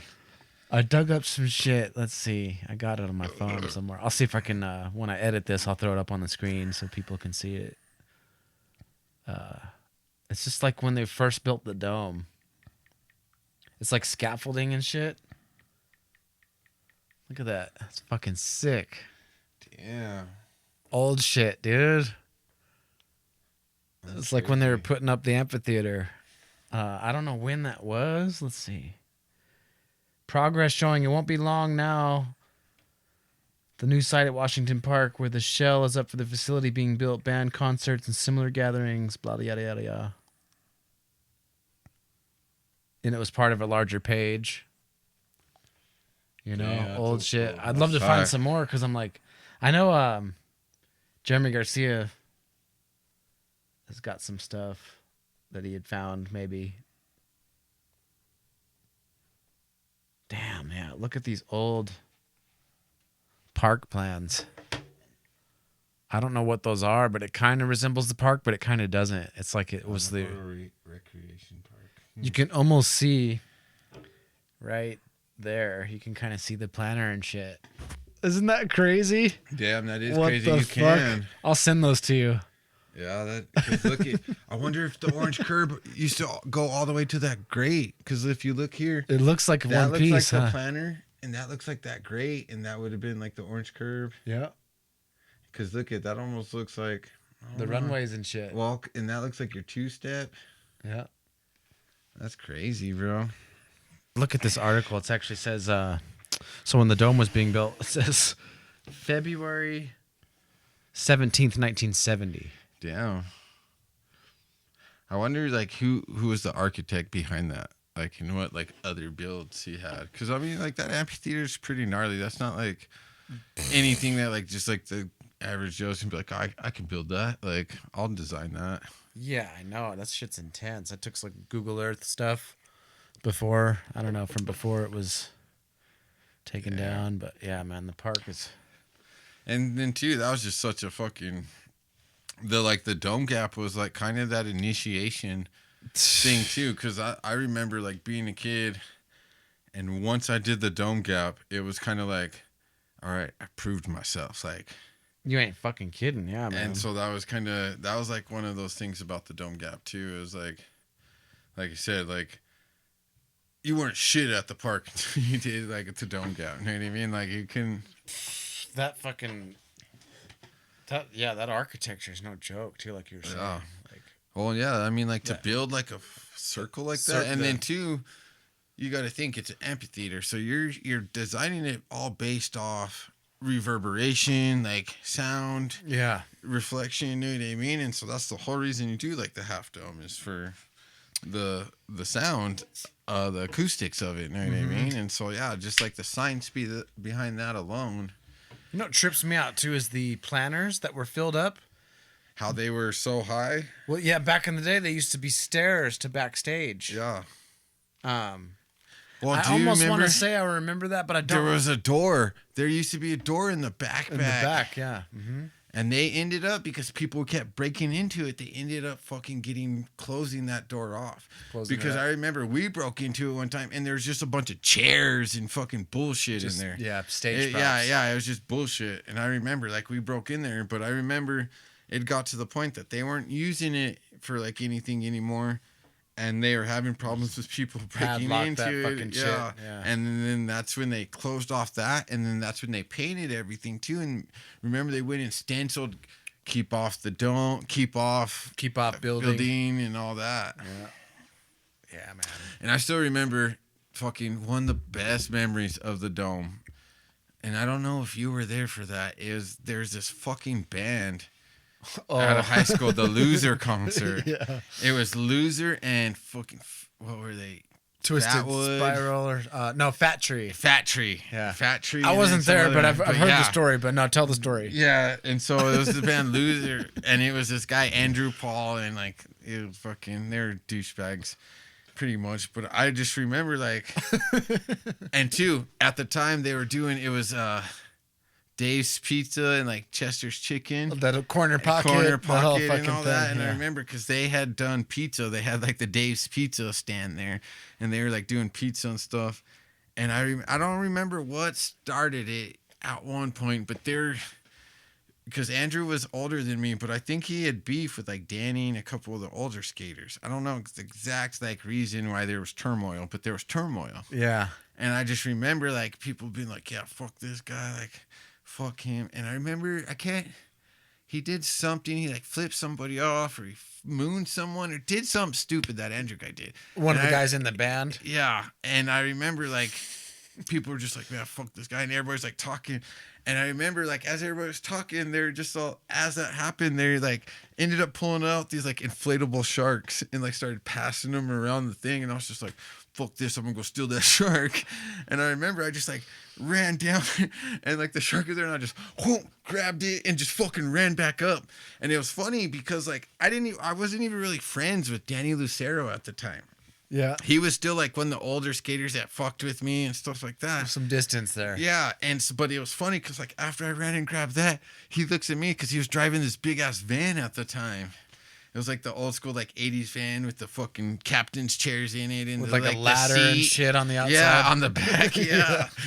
Yeah, it was like one of those like type stuff. I vaguely remember he fucking just opening up the door, and I just fucking ran in with the fucking inflatable shark. I remember they just like closed the door, and we just like drove, and we just drove around for like, we didn't even go nowhere. We literally drove around for like a couple minutes, and we like came back, and then like all this big old beef started, and like I remember they even like stopped the concert and like Andrew and them were all like, he was all trying to like talk shit and like square up with it. And I remember like all these skaters like stand up, and they're like stand up, and then like Andrew Paul's like, his girlfriend's trying to pull him away and stuff because she knows he's about to get fucked up and all this stuff like that. Yeah.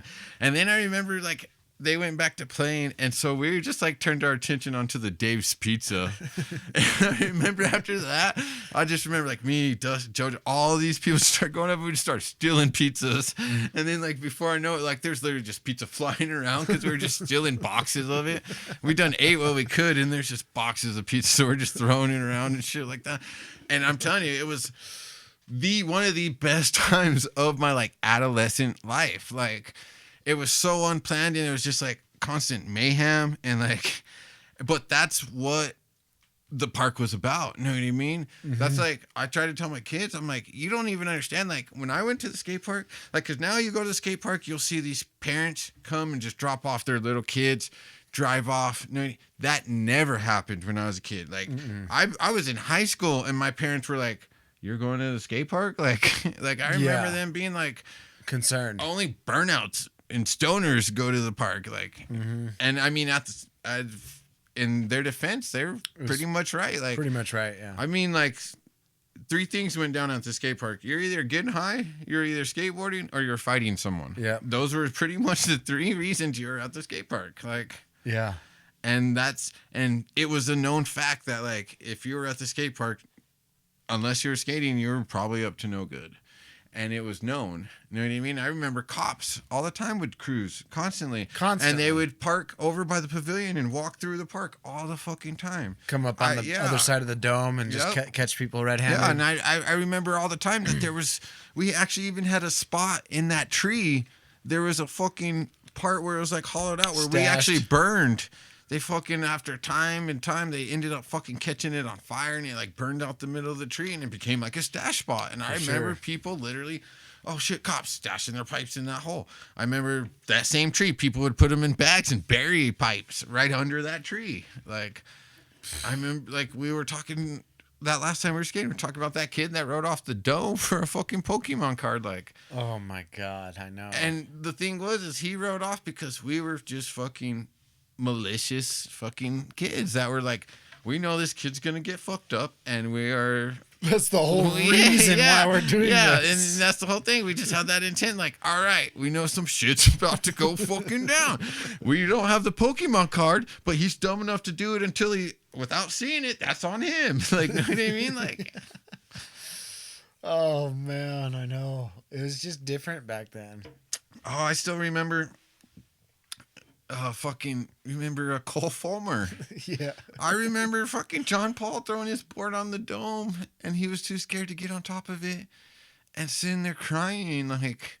And I remember like people seeing him crying, and like people, you know what I mean? Like nowadays, you see a kid crying in the dome, most people would walk up to him and be like, "Oh, what's wrong? Like, can I help you?" Concerned. Back then, like everybody walked by, pointed and laughed at him, like, "Look at that kid crying! What a fag!" And then like walked off. Know what I mean?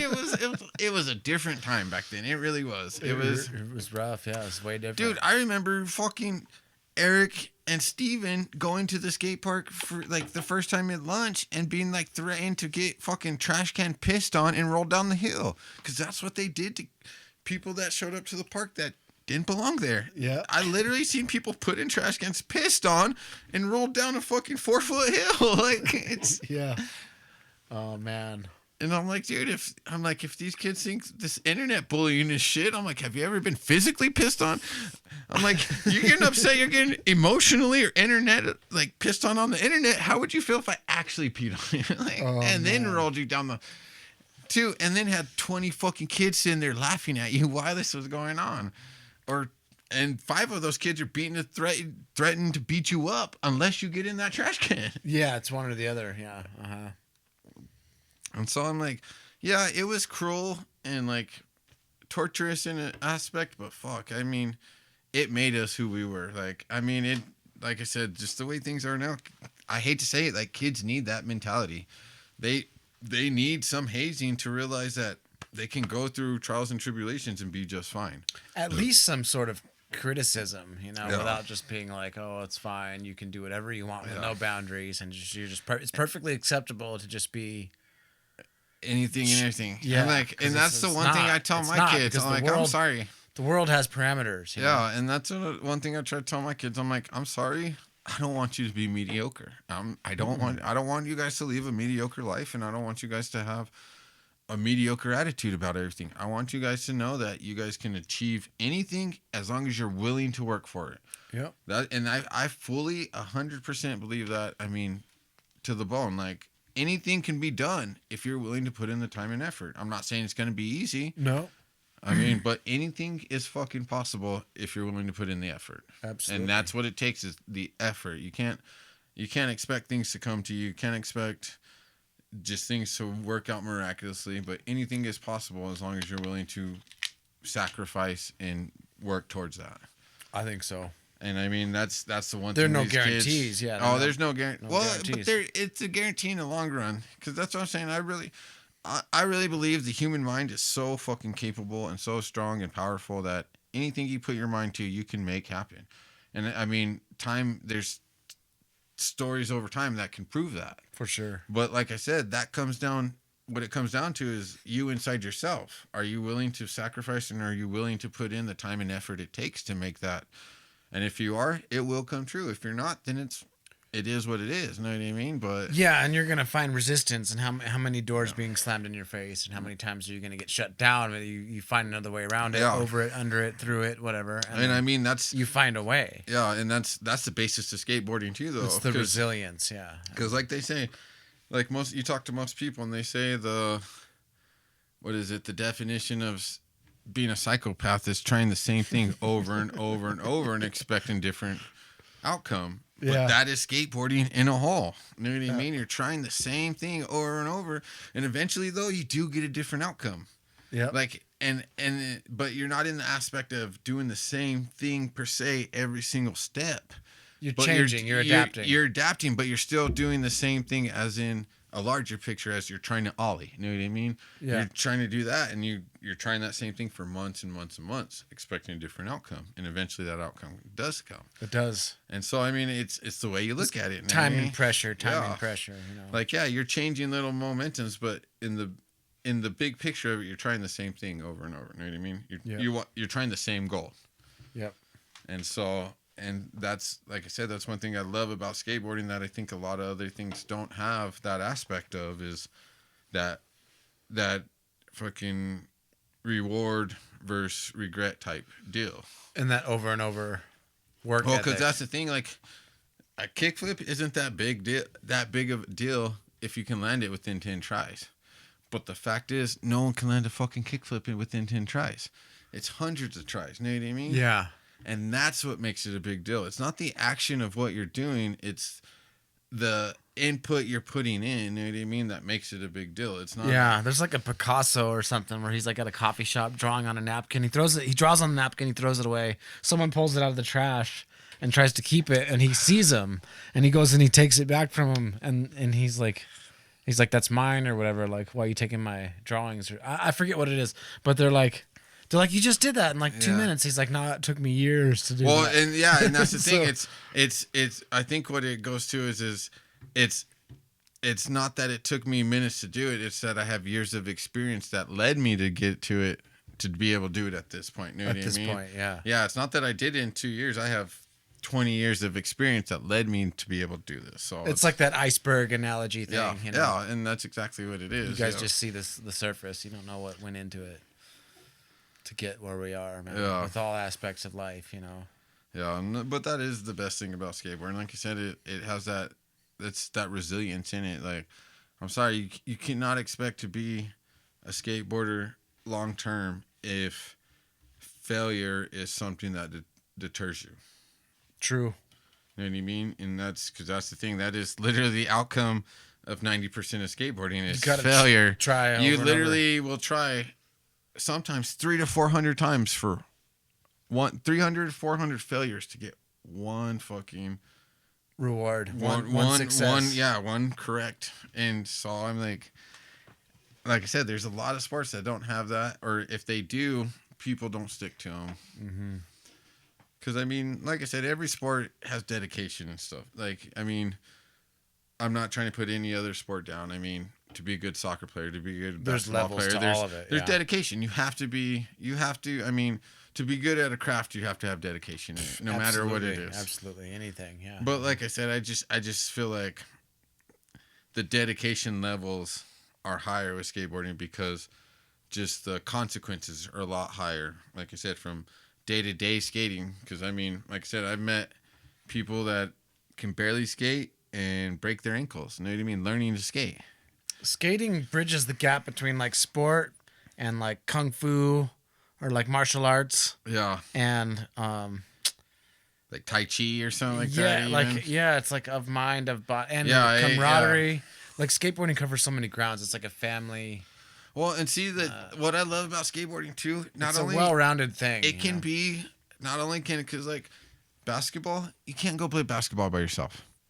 Can't go play soccer by yourself. You know what I mean? Like, I mean, there's things you can do by yourself, but you can't go play a game of soccer by yourself. No, not full on. No, you can't go play a game of basketball by yourself. But know what? You can go out and fucking skate by yourself, and you can have that same level of competitiveness whether you're there alone or with 5 other people. You have, because you know what I mean? It's not what everyone else is doing. It's doing what you can't do. And so, and there's like independence there, you know, with skating too. There's like that. It's like you're a team, but you're not a team. It's like you know, like even when there's a skate team, like a demo, right? Like this team's coming here to demo this skate park. It's like a team of individuals, and they all have their own flair and flavor. But then like the whole is greater than some of its parts. But it's like you were saying earlier, like, you know, skating by yourself isn't exactly like the greatest time ever because it's about the homies and the camaraderie and all that. But you can still do it on your own, but it's still on you to learn your part. Yeah, like I said, the competitive self always relies in yourself. You know what I mean? You don't need another person to be competitive in skateboarding. You don't need another person to get better or to advance in skateboarding. You know what I mean? You can learn tricks without anyone. Yeah. Yes, having people there, like I said, will open up your eyes and give you more options and give you a more viable look at other ways of doing things. But like I said, you can sit there and play basketball by yourself for 10 years and probably go and get in a jumping game and do pretty fucking good. You know what I mean? But like with skateboarding, you could, I mean, same type deal is you can go skateboarding by yourself 10, 15 years on a rail and you could become a professional though. You know what I mean? You could be, look at fucking Jamie Griffin. I don't know. Jamie Griffin. He's won like the last 2 years of the Battle of the Barracks. Oh, okay. He's the one be doing all the crazy triple underflip stuff. Oh yeah. If you watch a lot of his videos coming up, he's literally skating in a room smaller than this on a bench and a flat floor. Like he's literally doing like triple flip, like no slides on a fucking bench, stationary. Like you can tell because he grew up in like somewhere overseas where they get a lot of rain and snow. He's got limited places. Yeah, and he's literally like it's him in like probably a 2 by like 4 foot area, and there's a bench here, and he's literally stationary, and he's like triple kickflip, boom, like no stall, kickflip, boom, like tail stall, and like he's doing this all by himself, like in an area like I said, you don't need a basketball court, you don't need, like he's doing it in a fucking shed practically. Yeah.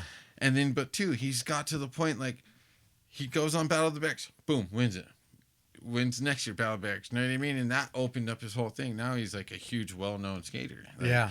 I mean, he was big on social media because of the tricks he was doing. And like I said, also the situation he was doing them in. Like people are like, what the fuck? This guy's doing crazy-ass tricks. Like not even moving like stationary into this bench and stuff. Some Rodney Mullen type but shit. That's just the mindset he had. You know what I mean? And that's the thing about skateboarding. It doesn't matter where you are. It doesn't matter who you're with. If you have that mindset, you can be fucking good at it. Fucking A, dude. Yeah, he was in the last Battle of the Barracks, huh? Him and he won it. It was him. What the hell's that other dude's name? Was it Ribeiro?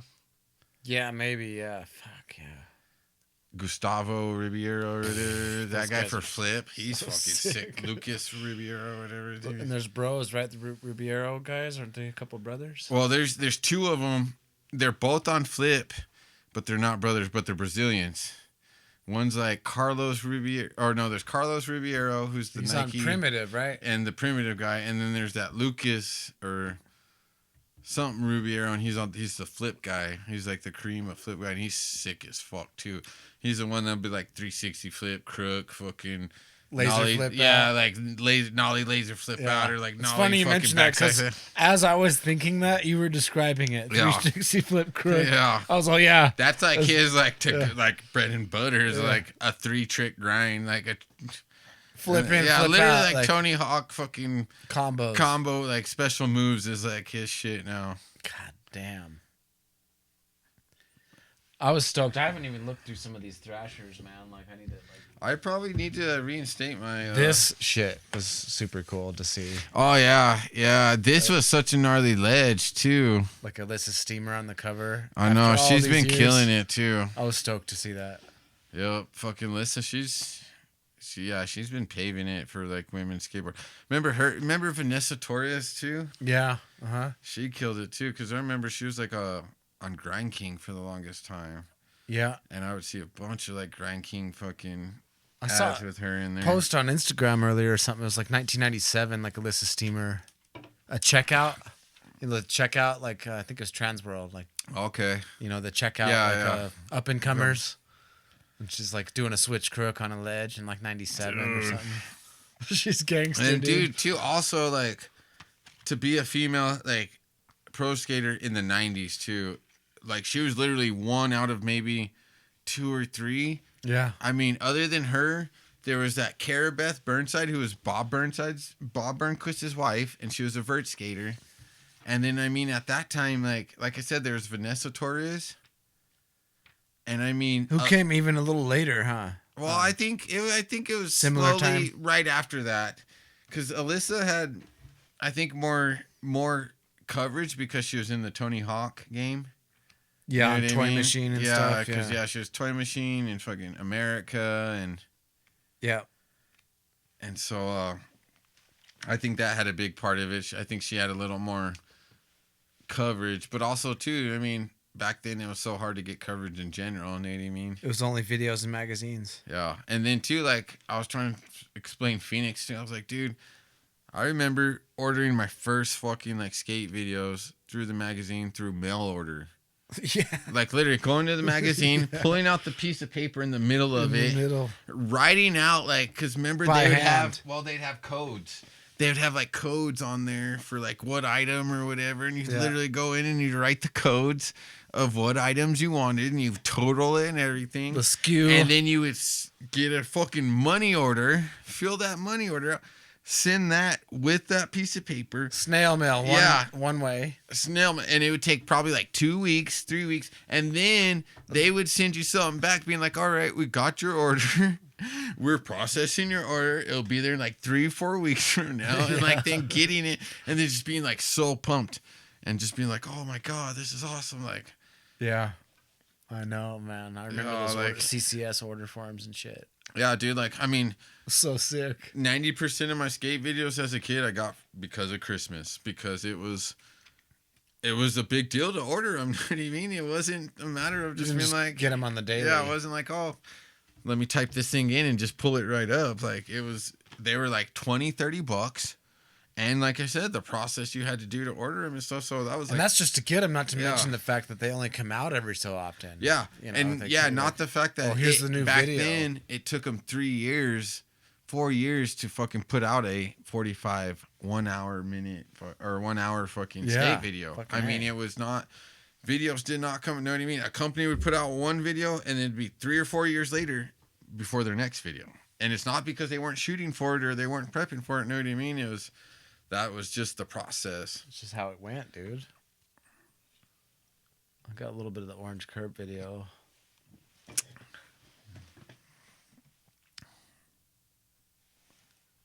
Fucking, you guys are at the end, the homies section. Oh, yeah. This chick in Albuquerque. That's another funny thing about skating, too, is just a random fucking street character. Skateboarding's the shit, huh? It's not too shabby. It's not too shabby. We'll turn the audio down so we don't get copyright bullshit. But I know all that shit too nowadays. It's fucking. I'm like, dude, we're not making money off it. It's like, why the fuck does it have to be? There's a couple clips of you guys in here. Fucking Aaron. Oh man. Shit's funny. It's crazy how like much time goes by. Even this was a long time ago. Yeah. Look at those trees, dude. How small those trees are.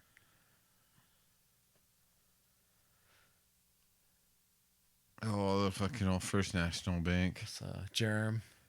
I haven't seen him in a while. Yeah, I haven't seen him in a minute either. Dom still kills it. Yeah. Still does. I need to hit him up next time on a Monday and see if he come out. Have you heard any of Dom's music? It's a trip. Yeah. He's like way fucking good, dude. Yeah. What kind of music does like he he's do? like, you know, like rap, like rhymes and shit. Really? You know, when people be like, oh, I rap or whatever. Yeah. And you're like, okay, like you rap, you know. And you're kind of disregard it, you know. But Dom is like fucking sick, dude. I told him, I'm like, dude, if you actually showed the homies this, they would trip out. Like, because I tripped out. Because you're like, sometimes someone's like, oh, I'm a rapper. It's not like he's walking around being like, oh, I'm a rapper. Yeah. Oh, yeah. But, I didn't even know he rapped. But so dude, that just showed you he doesn't walk but around. he is, though. He's That's like crazy. fucking sick. Speaking of sick, Germ's killing it, dude. Dude, that backsmith What? on that curb, I remember that. What like the seeing that and being fuck? like, what the? Because I remember skating that curb right before this came out, and I'm like, what? That fucking curb is fucking janky. Do that Nolly half cab and 50 on the tabletop. Little firecracker. Yeah, Jeremy used to. I remember Jeremy used to kill it. It's impossible. A little 3 shove or whatever. Board slide. Dude, he's fucking killing it. I forgot how sick he was. Towards the end, he started doing a lot of switch stuff too. Like I said, that backsmith I always liked that backsmith. Oh, on that electrical box thing? Yeah, right there behind the bank. Yeah. Cause like even this nose grind 180 on that planner like that, like that's a long nose grind. Yeah. Yeah, switch lip slide. This one, Yeah. holds that shit out. Switch 180. Damn, I forgot though that backsmith. See, that backsmith is sick. There's that that bench spot that those tennis courts. We went and skated them. Remember we were hitting some missions sometimes. Yeah, at the airport, off Airport Road. Yeah, we need to get out there again. Yeah, I did like those benches. Those benches were fun. Fucking little row. Spaz. Spaz.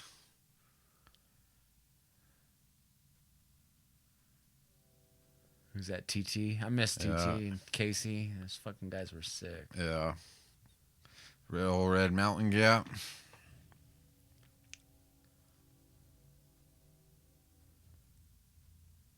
Hey, I know that guy. There you is. Yeah. There's the tray Yeah. shove.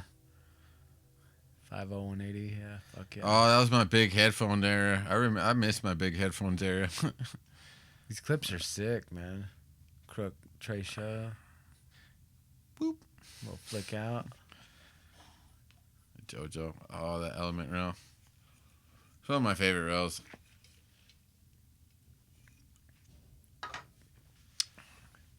So when did the Mondays thing start? Shit, fuck, dude. It's probably been a couple years now. It's been a while. Yeah, it started before JoJo started working at the hospital. So it's been probably at least 3 or 4 years now. Damn. Oh, sauce. This video's got some heads in there, man. You're like, damn, even like Fabian and Corey had a few clips. Shit's tight. I forget how sick this shit is. I want to put it on. Yeah, go for it. Yeah, by all means. Fucking Eric from Puerto Rico. Yep. Duha. That motherfucker is super good too. Yeah, dude. Is he on Instagram? I see him on Yes. Facebook. I don't. I don't have Facebook, but I have him on Instagram. I'm the other way around. I'm like, I see him on Facebook, but I haven't had Facebook for years. I mean, I do have Instagram. I just don't have Duha on there. I need to look him up. Yeah, let me know. I got him on mine. There's that shitty ass Thule. Yeah, that fucking Thule ledge. Oh man, that shit is badass. Chewy. Oh, dude, I seen Chewy not too long ago. I saw him the other day too. Fucking Avery. Look how young Avery is. Oh my god. Lighting that board on fire. Shit. Flea, Typical dude, Avery. on that B&T rail. That's fucking sick. Yeah, that was. And then too, the fact that he tried that gap from the top of the dome to the stage. That shit was gnarly. Fino. I was like, I could tell that was JoJo by the fucking Supras.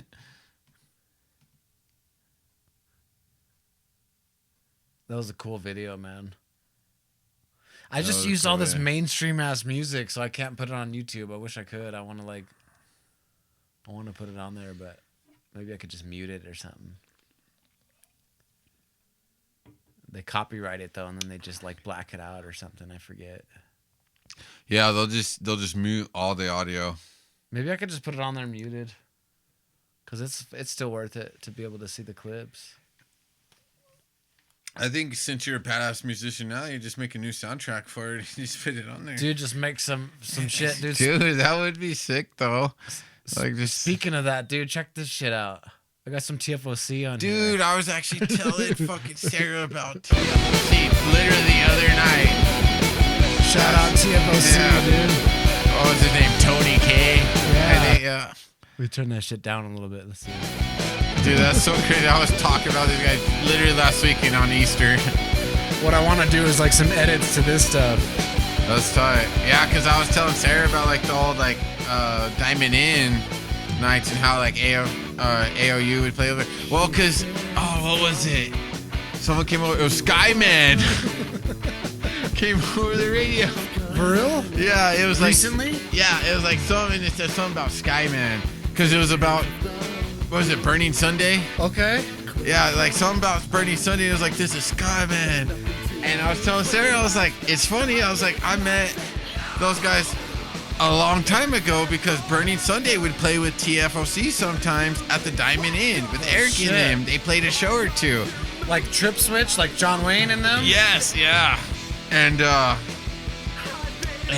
I was telling her, I was like, yeah, I've met that guy before. And I don't even remember but I remember meeting Skyman, like everybody, because like you know how Eric and Steven and Jose were, they're like really nerdy, but they're like, that's Skyman. And so it was like emphasize that Skyman. And so I remember like when he came out, I was like, oh, I met Skyman. Like even though I can't remember what he looked like, but it's literally from the Diamond Inn days. Those were the days, dude. man. I had so much fun at those. Like that was like. I mean, that was like my music high school, like. It was so sick. I mean, it was such a good time. Like, it was the epitome of like music just on a real small level. You know what I mean? Because it was so genuine. It meant that much more. Yeah, and I mean, it was all the friends and homies and stuff. But I mean, I did like the music. Even the music was good. I liked it, and and it was also too, it was the vibe, like, because I mean, we'd see fucking like chicks from like high school that you would never think would come out, would be out, and they'd be in at the same place Diamond as Inn. you. Yeah, at the Diamond Inn, like, and it's just like, but it was just cool to see how like far like facets their music reached. You know what I mean? And how it like brought different groups together. Because even like the Juggernauts and stuff, they're all really cool guys. Like Julian, Joel, all them guys were super really cool. But also they're also a lot different than like the people I like hung out with. You know what I mean? Julian was in band, Joel was in band, and then too like they hung out with some of this like nerdy people and stuff. And so that's why I really liked hanging out with those guys. It was like with like Eric and Steven and them, and then the Juggernaut guys and stuff. It was because it was really like a melting pot of people. Like there were so many. It was so different style of people, but and they were some of the funniest. Like I remember, like that's one thing I loved about like Eric, Jose, and Steven is. They were completely sober all the time.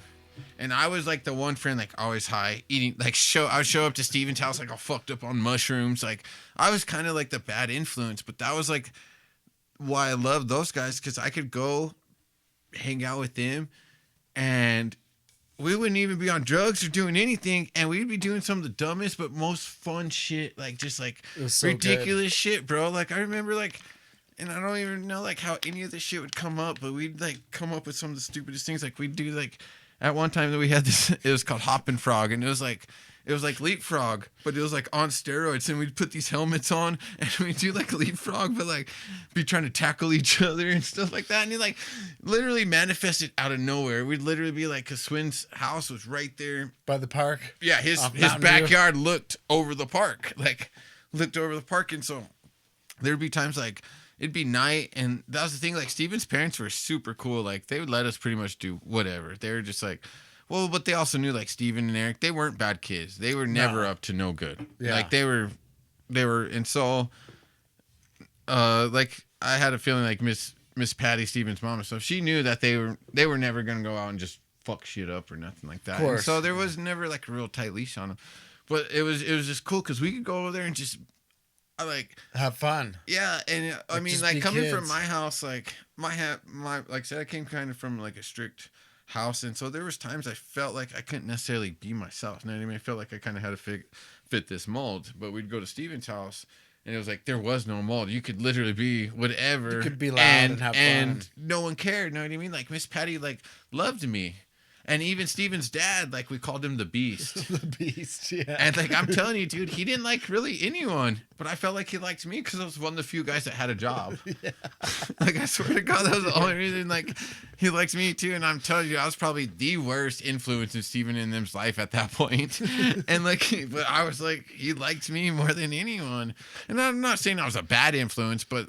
Like I said, they weren't about partying. They weren't about, and at that time, I was the complete opposite. You were like, going hard. I'm like, oh, you guys are my sober friends. like, and that's the thing. I'd go get fucked up for days at a time and be like, all right, I'm going to go hang out with you guys because I'm fucking tired of drugs. I'm tired of, I want to have fun. Like, yeah. And that was the best thing. Like, genuinely. And that's, like I said, I mean, there was one fucking day we were at Steven's house and like Mountain View fucking got flooded out. And this was before they had the speed bumps and everything down it, but it got flooded out. And I remember they were just all like, damn, we went to the store and bought fucking like inflatable like rat fucking tire things. And we were like fucking floating down Mountain View. Down the street. Inner tubing down Mountain View. And I mean, like, that was just the shit they did all the time. Cause that's just like, I think the because they never did drugs or anything, like their minds just worked at a different kind of processing rate than ours did. And I mean, I had the most fun with those guys. Like, the shit we would do some of the weirdest, dumbest shit. But I'm telling you, I could be completely sober and have the most fun with those motherfuckers. Swin and Eric. Swin, Eric, Jose, fucking that. Like, that whole crew, dude, they were fun. Like, they were fucking funny motherfuckers. Damn, man. Yeah, shout those guys out, man. Fucking yeah. Jose, yeah, I see him every now and then, Jose, and... Eric, I talked to Eric a while back. He has the Diamond In podcast. Yeah.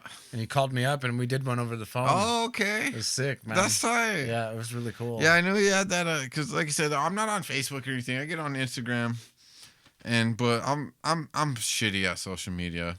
I'm the guy I literally go on there. I don't like knowing shit. I don't fucking just cruise through there. I'm like, I have my couple, like me and you will send shit to each other every now and then, and like that is the epitome of my social media. Like. Me, you, JoJo, Sarah, and then Zane. Those are about the only people I send stuff to, and I mean I am but I kind of do that on purpose because I used to be like fully submerged in social media, and I mean after I left Facebook, that was one of the best things I ever did, dude. Just leave. Like I just stopped Facebooking and all that, and even Instagram. I get to that point sometimes because Facebook's just got overwhelming. And that's why I kept my Instagram because at that time, a couple years ago, it was just pictures. You know what I mean? Now it's got to the point where it's way more Facebook, like with the reels, the stories. I know. And I mean, you can go on my Instagram. I think the last thing I posted was probably 2 years ago, 3 years ago. You ask yourself why. You're like, why? You know, like even me. Okay, I'm like, why am I doing this? You know, is it vanity? Is it self-obsession? Well, it's like even the YouTube shit that I do is stupid. Like, and you're like, there's just this ego playing around. You're like, who am I to put my life? Like, even this thing like that we're doing. You know, I'm like, oh, here, I'm gonna have a friend over and I'm gonna post it on the internet. But but also I see it as it's more. I mean, it depends the reason you're doing it. Know what I mean? Mm-hmm. If you're doing this because you're trying to look for somebody to listen to, trying to look for fame, or trying, you know what I mean? That's different. If you're doing this because you just enjoy it. You know what I mean? Or this is something you like to do. That's the difference. You know what I mean? That's where I draw the fine line. Like, yeah, because there is that line between am I doing this for the right reasons or am I doing it for the wrong reasons? And like to reel it in as far as the way I feel about it, like because I battle with it with myself because I'm like, the way that some of my stuff probably looks is probably like this guy's like self-obsessed or something, you know, or whatever. But like I don't care because you could spin it around in your head about a million ways about. Well, what do they think? What do I think? What do I think they think? What do they think that I think? Well, and you could spin off that in a million ways. But dude, what it comes down to is the way I look at it, the people that affect my life are the ones I try to keep happy. You know what I mean? I'm like, these people out in this universe that are watching this, I hate to say it, I don't give a fuck what they say. Those who everything. mind don't don't matter. Those who matter don't mind. Yeah. That kind of thing, you know. Yeah, because I mean, I'm at the point now. It's like I live my life. Unless you're fucking sitting here sending me money or helping me fucking pay my bills, like I don't give a fuck what you gotta say. There to you be go. honest, like There you go. and that's the thing. I mean, I've gotten to the point. It's about being happy. Because like I said, I mean, it even goes like with the fitness thing. Fuck. I mean, Yeah. We're just playing I never thought, dude, I'd be someone who would be going to the gym and be into like, I never thought, even 2 years ago, bro, you could ask me and I'd be like, fuck that. Like, but Yeah. I mean, these last 8 months been complete different. But like I said, it's gotten to the point where it stopped being about what I thought people were thinking about me for doing this or like the whole jock thing we were talking about earlier. That, and also though too, a lot of it is because it was such unfamiliar territory to me. I was kind of scared to go into something where totally I felt green. unfamiliar, you know what I mean? Or also where I felt vulnerable because I don't want to put myself in a situation where I don't know what I'm doing or I'm with people that are better at it than me. For sure. And being in a situation. And so I felt vulnerable at first.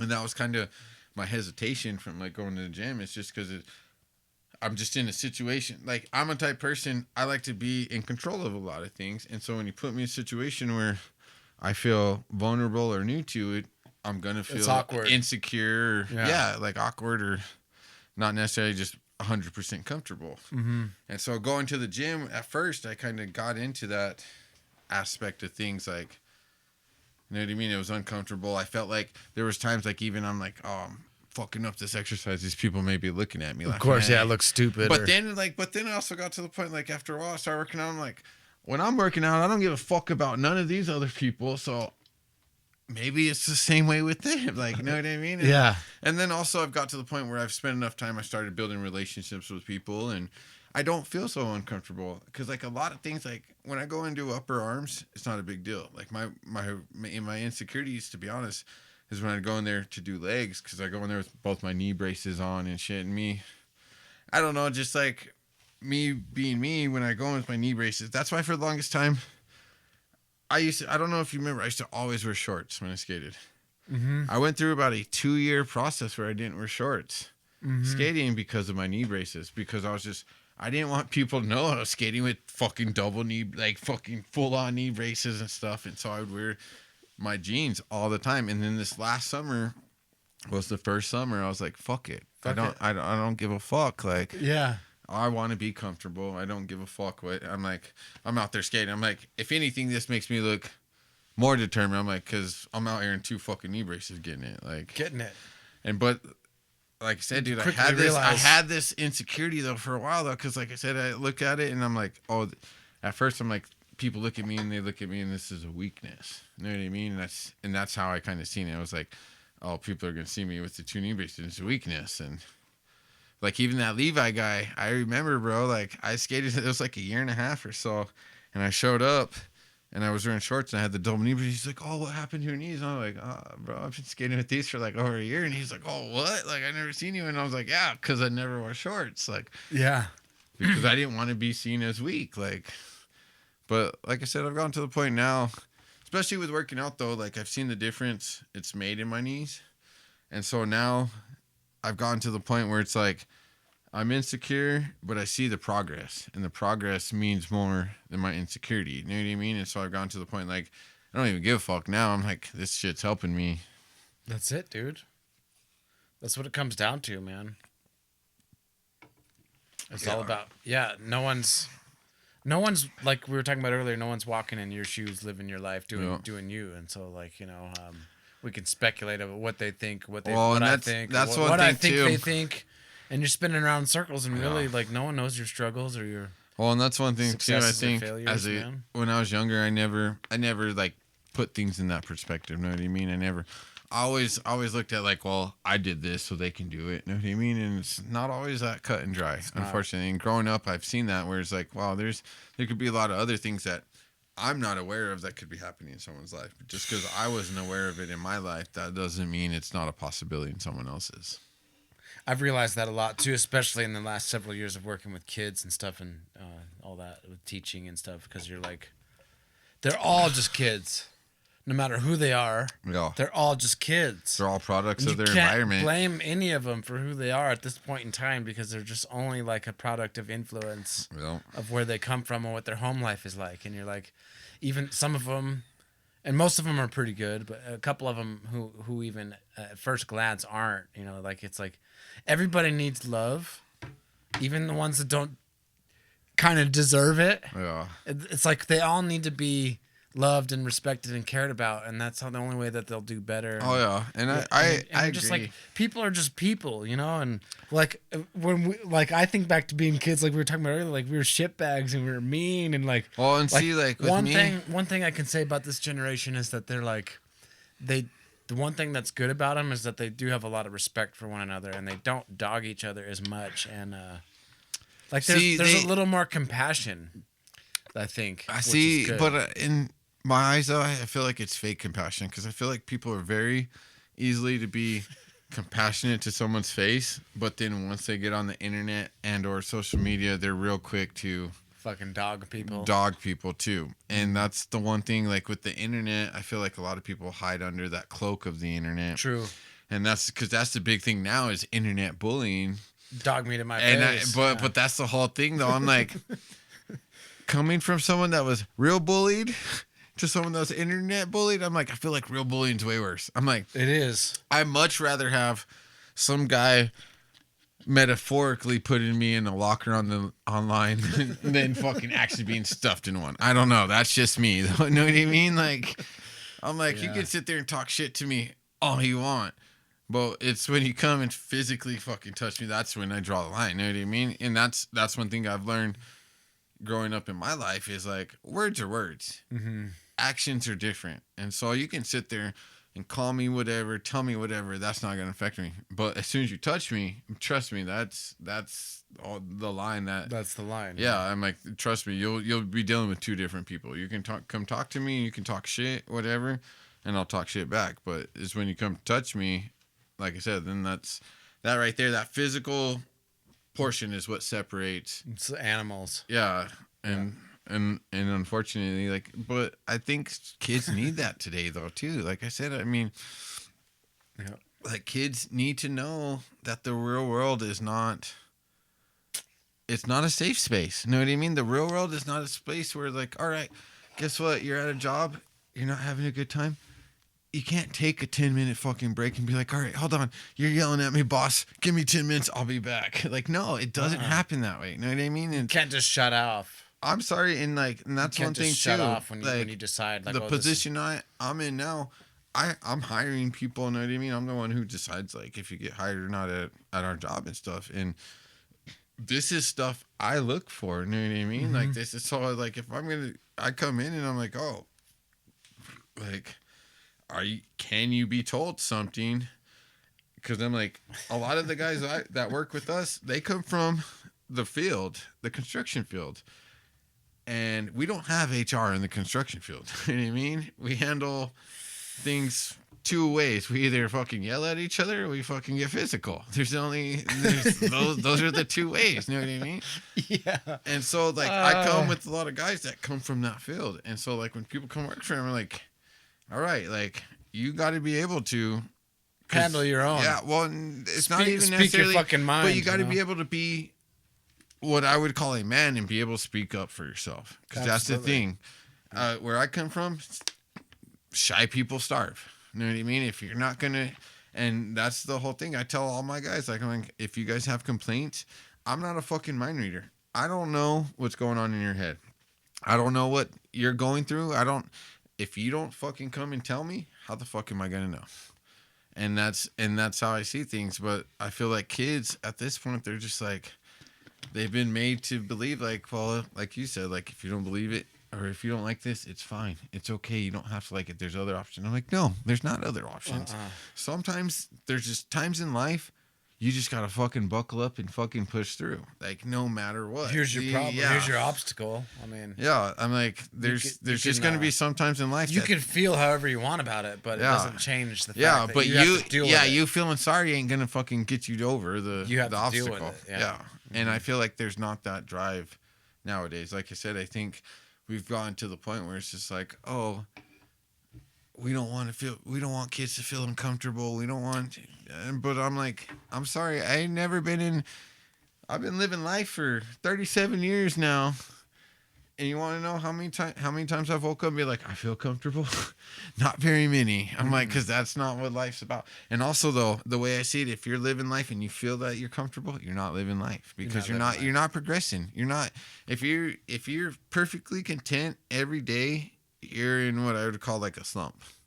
True. You know what I mean? If you're not trying to better yourself or progress in some type of way, whether it be financially, physically, mentally, then you're not progressing. You're not progressing. Yeah, and that's the thing. If your life is easy, then you're not progressing. And I mean that goes back to skateboarding. That goes back with everything.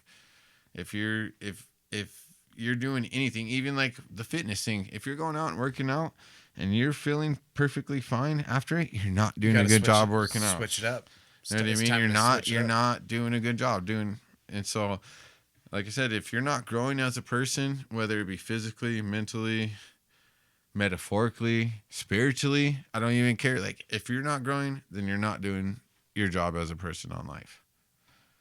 I'm like, and that's how I see it and that's what I try to instill in my kids is like I said, I don't want mediocreness in my family. Mediocreness is not fine with me. I'm not fine with okay. I'm not fine with good bare minimum. I'm not like, I want my kids to have a good life. I want my kids to have a great life. You know what I mean? But that is not going to come given. You got to have that life by working for it. Comfortable all the no time. one gets anything good sitting around handed to them. Sitting around agreeing all the time. It takes dispute and arguments and like we've talked about earlier, I 100% believe anything is 100% possible if you're willing to put in the time and the sacrifice. It may not be easy, and it may consist of so much more than you thought of, but anything is possible if you're willing to actually put the time and effort into it. I agree, man. And so and that's just like one thing I don't think is pushed into kids nowadays. Like I said, I feel like now like kids it's like, oh well, it's cool to be this or that. And I'm like, it's cool to be yourself, but it's not cool to be lazy. It's not cool to be mediocre. It's not cool to fucking do half-ass shit. In my opinion, it's not. It's not. I'm like, and so like, it's cool to do some shit that you earned, that you struggled for. Yeah. That's what the well, but it like I said, it goes back to skateboarding.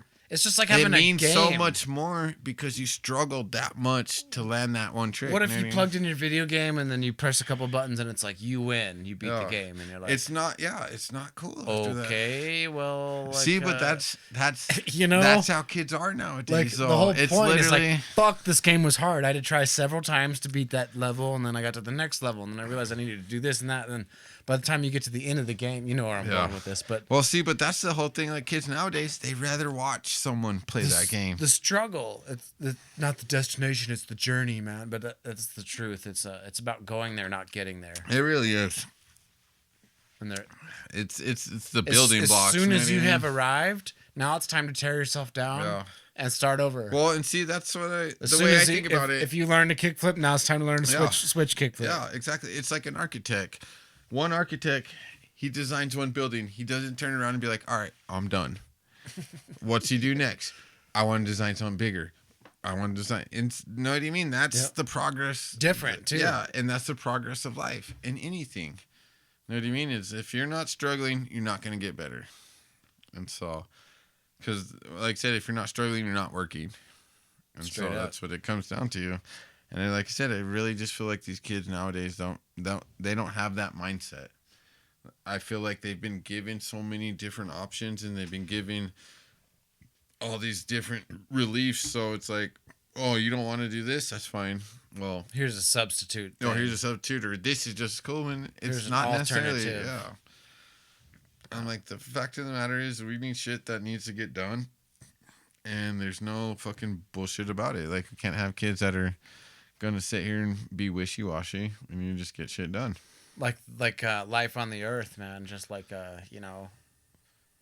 animal style. You know, you watch that show like Planet Earth. Yeah. It's like those the eggs, like those little I think there's an episode of Planet Earth where there's all these racer snakes, and the racer snakes are waiting because they know these turtles hatch. Oh yeah, and they hatch off and they go to the water. The first thing they have to do is hatch out of the egg and run to the water. Yep. And if they make it to the water, they live. But it's like 60% don't make it to the water. Yeah. Like you're like that's brutality of life, you know.